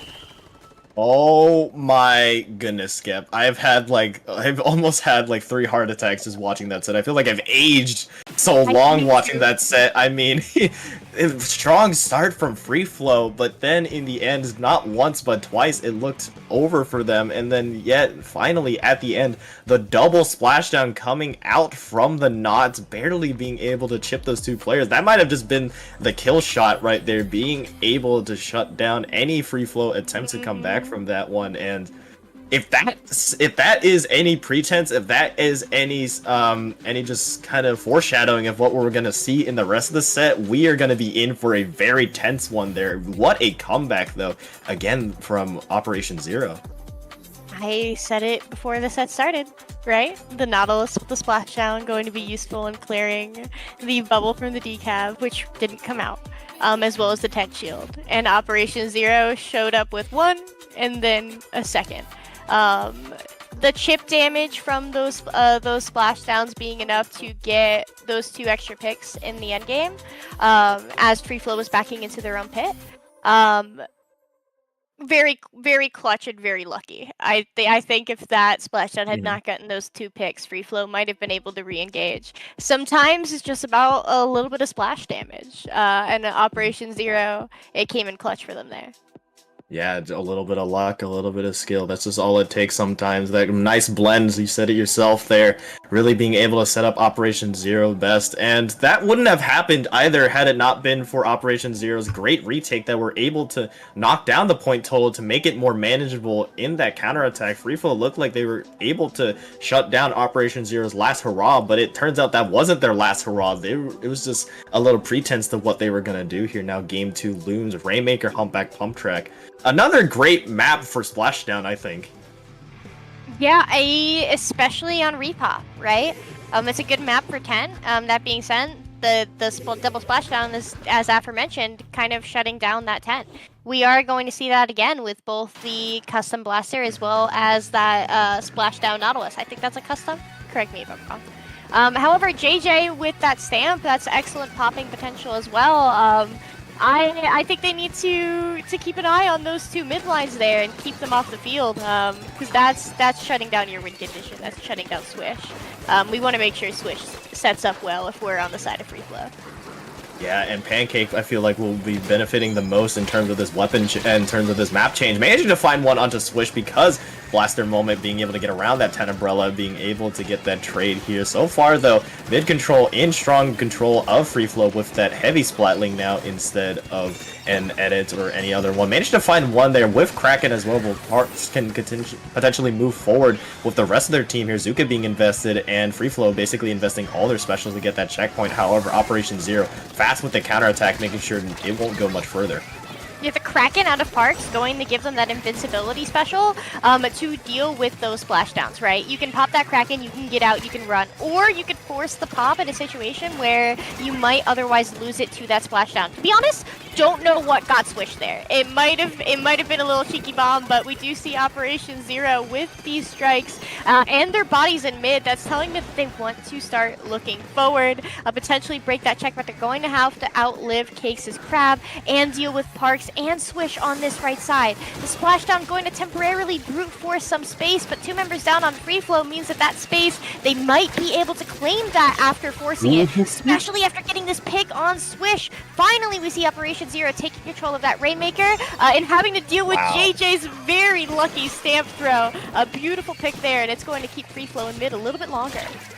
I feel like more than ever, this match is just going to be highlighted by special usage. The double splashdown on Operation Zero, yeah. JJ's Hammer, the Kraken, being able to utilize them wisely, as volatile as a game map mode combination as Humpback Pump Track. We do see FreeFlow actually moving in with that, denying the cooler, managing to get down to 18 here. JJ managing to find one. Won't find one with the Hammer, yes, but presence has been made. An opportunity for FreeFlow to move in here. Kraken being invested, as well as now up to the podium, potentially slamming it down. No, is denied right at the buzzer here, but JJ still camping this lead, doing God's work here, being able to just camp everything, get those ledges, get a triple, and manages to end that game. Now FreeFlow tied 1-1.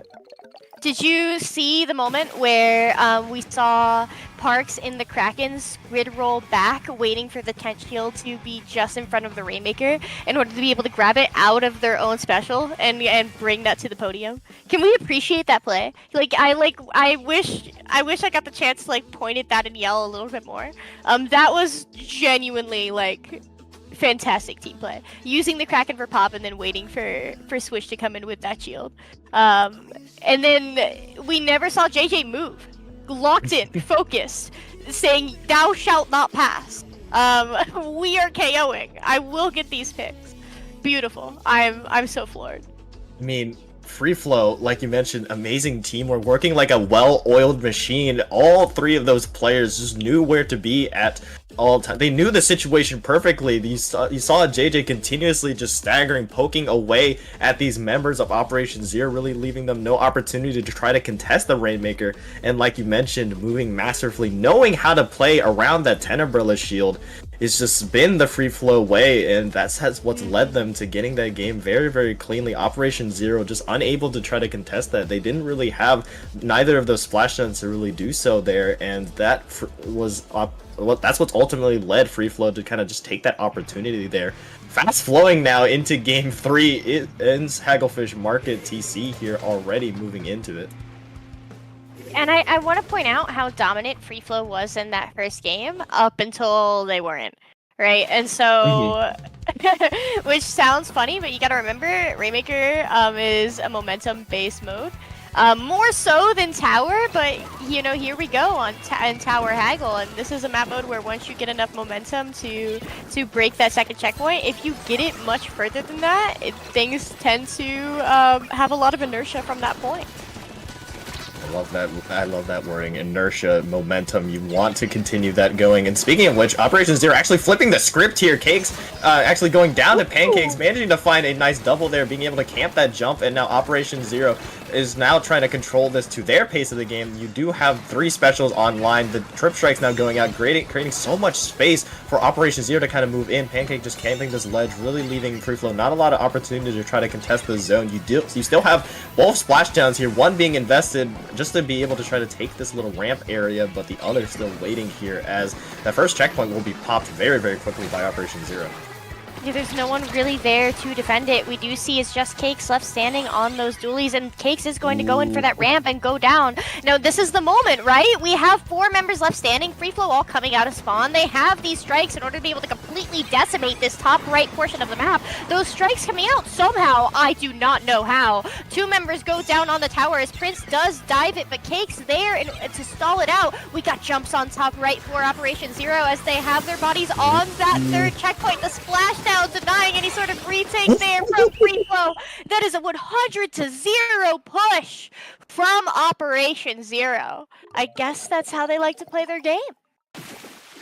Operation Zero took one look at what FreeFlow did in Game 2, and they just said, anything you can do, I can do better. A straight 100-0, constant snowballing, especially from Pancakes and Skywolf to just really move in and take those positions. Splashdown proving deadly yet again. We saw basically every single splashdown at least get 1 or 2 players, creating so much space for Operation Zero to move in, and now they set themselves up for tournament and qualifier point here, just having to win 1 more to take this one, leaving FreeFlow on the back foot and leaving them kind of stunned there in the manner in which they lost. But they cannot think about that now. You just got to take things 1 game at a time, as Clam Blitz Scourge Gorge will await us to the delight, I'm sure, of our dear viewers. Especially certain Clam Blitz, you know. For sure. That was kind of mind-blowing. And if you asked me 4 years ago if I would be saying, unironically, man, they need to do something about those splashdowns, I would have thought that you were playing a very funny joke. But man, we need to do something about those splashdowns. They are getting so much value. I frankly, they genuinely might be getting more value than the strikes. Maybe that's because there's 2 of them. Who knows? But man, I'm a little nervous after that one. I am as well. I mean, Scourge Gorge Clams, you know how chokeholdy that area is towards the basket. Yes, you will have potentially, I am assuming JJ will be bringing out that bubble. You will see the 10 umbrella still staying firm. You do have that for FreeFlow, but I mean, what does it matter if you have a splashdown to just basically kind of cancel that out? You really just have to play your cards right, and we did see FreeFlow do just that. They were able to kind of deny that, really just being able to take out those players before they were able to kind of build up that splashdown. But in Clam Blitz, where it's such a volatile, very fighty type of mode, can you really mitigate its value? That is going to be the major question that FreeFlow has to answer here. Operation Zero looking very strong with their comp. Yeah, we'll see. At this point, I do think things are looking up for Operation Zero. We are going to be seeing Parks switch to that Kraken. That Kraken did do a lot of good work there on Ringmaker Humpback, which was a very dominant KO there from FreeFlow. But how much can you say in terms of dominance after that Haggle game, right? And also, we have an inkjet coming out from JJ on that Sorella. Frankly, I was waiting for this. Yes, I've been waiting for this too. You do see 2 players falling, 1 from either side. Now both sides losing another player here. Very even. Intense fighting here. Cherry does manage to get that pick onto Swish though, so that the numbers will swing into the favor of Operation Zero, at least on this right side. You do see a little bit of flank coming out from the Octo Shot, managing to get a trade, but so far it has been all trades here, Skep. Just intense fighting here. Neither team really being able to kind of just make anything happen, as they're still trying to just figure each other out, just trying to see what they can really get away with. But you see Skywolf with the splashdown already set up in their elbow. With FreeFlow having this power clam that, you know, they want to start moving. The longer they have this power clam, the more likely this push is to fizzle out. And we see a beautiful pick there coming up from the pen in order to be able to shut down that clam. And also, there's the range blaster, right? Now we have a new threat to deal with in terms of how our weapons are going to interact during this match. Having that inkjet canceled by that range blaster is going to make FreeFlow's job so much harder. Yeah, you do see Pancake just kind of lurking on this left side, daring any member of FreeFlow to kind of walk into their grasp. JJ still desperately fighting for this right side. This right side on the side of FreeFlow has just been the intense battleground for both side to just try to control here. An easy way for FreeFlow to try to get onto that ramp, but unfortunately still, Operation Zero just a lot of pain. You have 3 players pretty much barely surviving that bomb there, by the way. Really nice flick to survive that. Now, with Inkjet being invested, the specials are going to start to come out. Will FreeFlow have an opportunity to move in here with this Inkjet? Yeah, that we do see Pancake back behind that snipe, right? Swish is in there, pulling those members of Operation Zero, but they realize that they're being trolled a little bit. They try and send in that splashdown in order to be able to shut down this push. Parks tries to go into the basket, but not enough paint underneath their feet. Swish, you know, has spent all that time behind them, now all the way back in FreeFlow's own elbow. Frankly, this game is a lot scrappier than I was expecting it to be, compared to Tower Haggle. FreeFlow placing such a priority on that bottom right side, and that has kept Operation Zero out of FreeFlow's elbow entirely for this game. Yes, here's another splashdown from Pancake, creating so much space here, managing to get a pick onto that zap here. Will they be able to escape Parks? No, they won't. A trade will happen, yes, but neither side, Skep, has been able to get any points on the board. We are over halfway into this match here. You do see Swishers maybe trying to get something happening here with Parks on this right side, moving up, positioning themselves well onto that pillow, managing to get a pick onto Skywolf there. That is huge. Now Nautilus down, a little bit more space for FreeFlow to kind of really work with here. Another goes down into the Octo Shot, but Pancake finds one, finds potentially 2 here. No, will go down, and the push will stall out a little bit. Parks, though, setting themselves up well near this pillow, and potentially another attempted push by FreeFlow. They don't have enough clams. We are going to see the members of FreeFlow, I take it back, toss those clams right up to Parks. Parks does have that Kraken. That's going to force the members of Operation Zero to move on this defense and not get set up. And we see them pay for that, right? The pen does jump out. JJ circling back for clams there, having stalled the basket for just long enough. Now Operation Zero back in control of their own elbow. The time it took, you know, to send somebody back to circle for those clams, enough for Operation Zero to clean up that fight and get back control of their own basket. Skywolf now working their way into mid. They have this splashdown ready to go, but remember, FreeFlow has yet to give up any space in their own elbow for all this game. Very different than the previous game.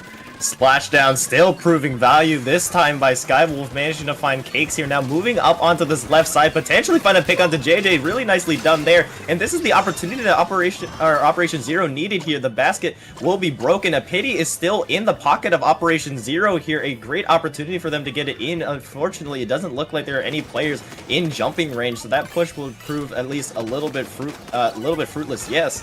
But still, you have that 65 now to really work with. You still need another push to get things going. Cherry now popping that cooler to potentially still try to hold on to mid, but now pressure on Operation Zero to make that move in overtime.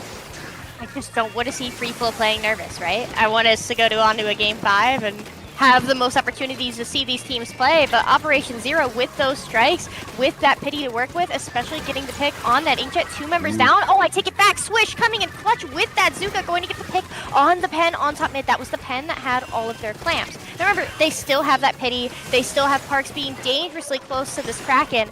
Pancake working their way, trying to on that right side, but there's not a lot of paint for them to play with. They're going to set up a jump here, but they're not going to be able to. The blaster going down. Cherry swimming in, trying to get the dunk, not able. That's it. That's a cleanup from FreeFlow. A very clutch defense, frankly, centered around Swish's Zuka there. That could have been played out very differently. Yes, and Skep, now that sets us up for a doozy of a game. Game 5, the one to decide it all for qualifier number 1.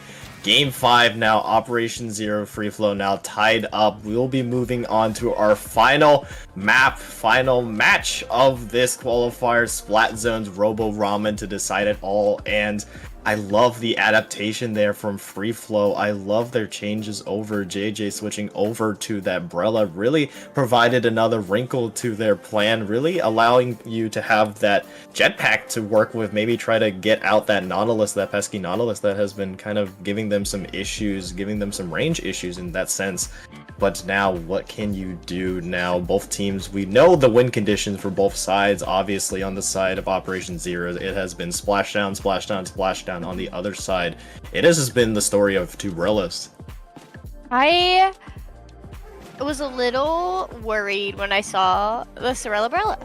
Granted, it end up putting in some serious work, but with that blaster, you know, shooting down Inkjets out of the sky, and we know blasters match up in the Rella. And then also Nautilus being fairly hit scan once you're actually in Inkjet. I was a little nervous. But that being said, it did give them the force to move those mid lines from a greater distance, which prevents them from getting as close with those splashdowns to be a pain for Swish. So it was played very well, and you could tell a lot of thought was put into what they wanted to do specifically with that Cerebrella that was not being accomplished before. Now, moving on the zones, it was FreeFlow who held the advantage for the most significant amount of time during our game 1 on Splat Zones, Barnacle, and Dime, but clutch defense again, centered around those splashdowns on Operation Zero, allowed them to pull that lead in game 1. I'm glad to be back on zones, and I expect an explosive match. Yes, the one to decide it all. How will this swing? Like you mentioned, Operation Zero did get the better of FreeFlow, and so far it's been back and forward, back and forward. FreeFlow won that game 4. Will Operation Zero be able to bounce back? Or will FreeFlow break the pattern and end it here? You do see the weapons being shown on your screen. JJ still sticking with that Cerebrella, still remaining firm with their same weapon comp is Operation Zero. Trip Strike's already being in the pocket of that Octoshot, and Special is actually now being invested by Operation Zero really bright and early. Really nicely done to get these specials up and working, but it is FreeFlow still with the strong control of the zone. Did JJ in that Inkjet, using that space, ironically, to dodge that splashdown before they recall, and that's going to give them enough paint to be able to maintain control of the zone and chase down that blaster. We do see the Octoshot has those strikes. They do jump out. The whole of Operation Zero opting for a complete reset coming out of spawn together here. They are looking at their own elbow, but look how back FreeFlow is.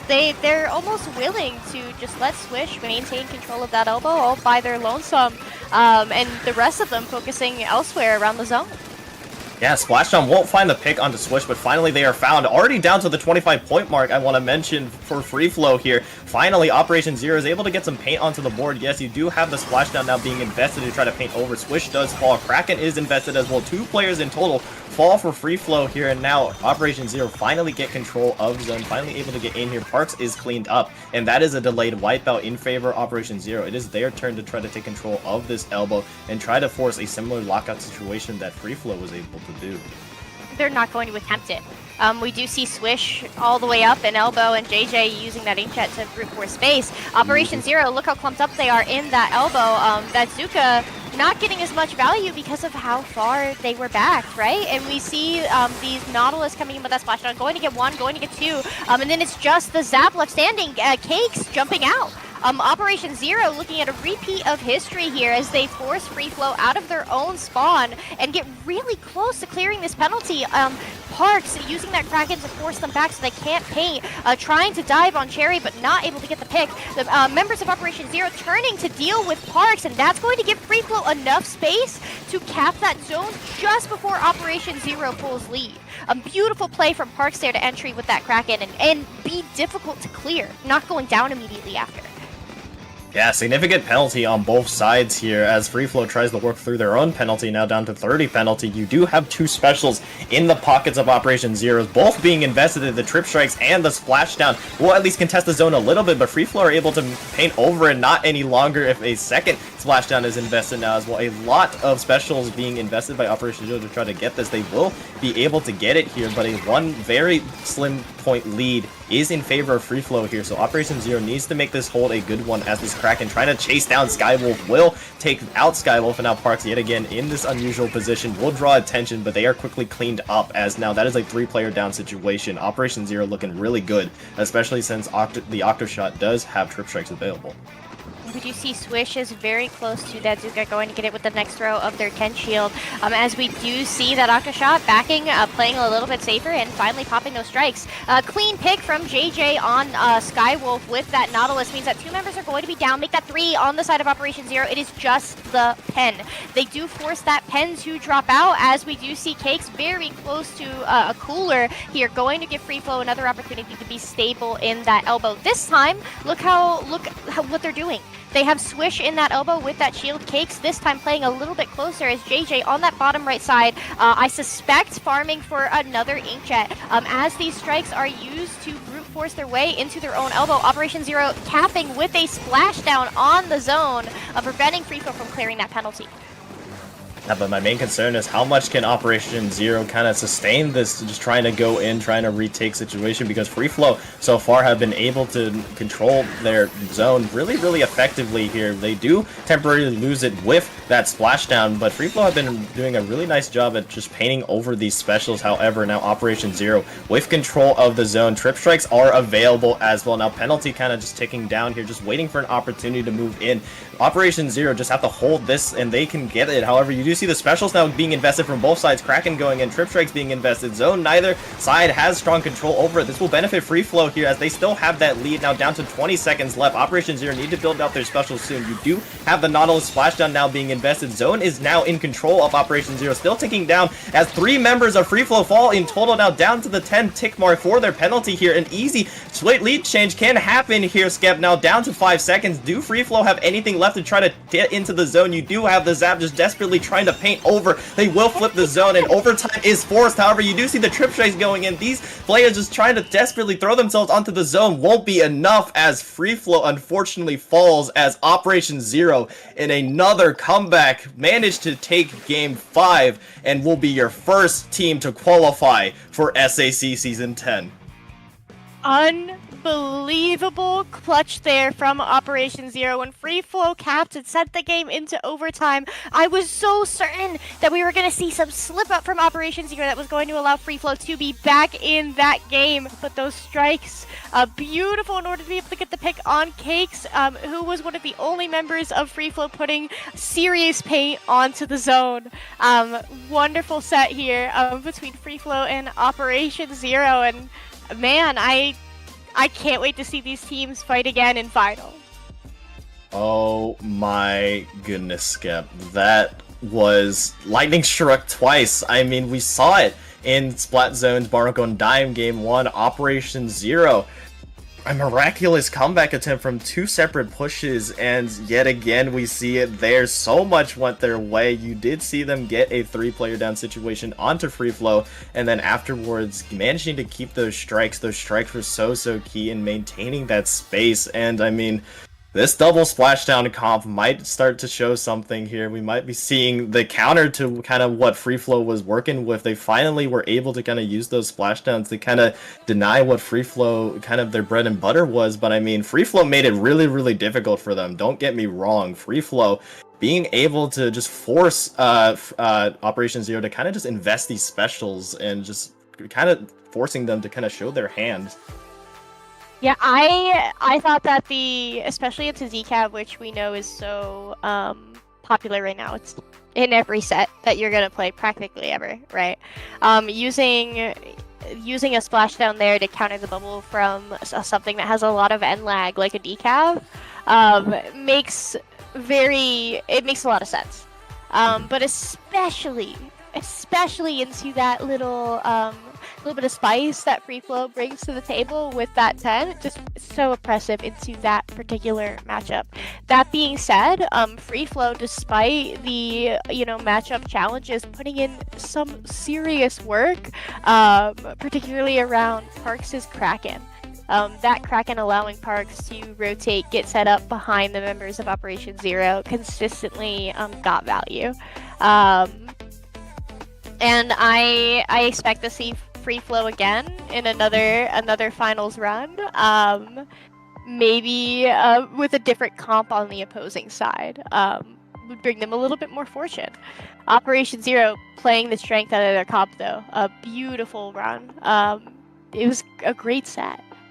For sure, and to the victor go the spoils. First slot in SAC Season 10 finals there. FreeFlow, although they did lose there, like you mentioned, have another opportunity to just try to get more points on the board, maybe win another qualifier here, but still, at placing second is still really, really good. You still have those points towards your qualifier, and speaking of which, the third place match has finalized already. Tidal Disruption, a 3-0 sweep over the waiting room. They will be able to get some more points on their board as well, but these top 4 teams, Operation Zero, FreeFlow, Tidal Disruption, Waiting Room, I don't know the exact point total that goes towards qualification, but these will help these teams in the long run. Obviously, Operation Zero have nothing really to worry about as they're sitting pretty for the rest of these qualifiers. Maybe we'll see them again. Maybe they'll pull a final reckoning and qualify and lurk for the rest of the season, then come back in finals. That's something we saw in SAC. It was either season 7 or season 8. Last time that teams qualified by placement in the tourney as well as wildcard points. Final reckoning, one qualifier won, then disappeared. So maybe we'll see them again, maybe we won't. Either way, you know, we got finals about a month from now. For sure, and with that, I think that'll be the conclusion and it for us here at IPL. But before we go, as always, Skep, where can the people find you? Honestly, not doing much. You can find me in Sendo Help Desk and being overly enthusiastic on Blue Sky. That's about it. What about you, Rocket? Yeah, you can find me also on Blue Sky at Rocket1 there. You can also find me somehow in Ludi playoffs in Division 9. First time I have played Ludi with my team here, and we are newly formed. Go check us out. Div 9 Worlds. We have our next match coming up tomorrow, and honestly, I'm kind of surprised we even made playoffs. I'm not gonna lie to you, but if you want updates, but thank you. But for that, if you want to go check us out, I am posting updates there about that on Blue Sky. But I think that'll do it for us here at IPL. Shoutouts CKK in the background for being our wonderful producer, wonderful streamer as always. Thank you all for watching, and we'll see you next week for SAC Qualifier number 2. Stay fresh.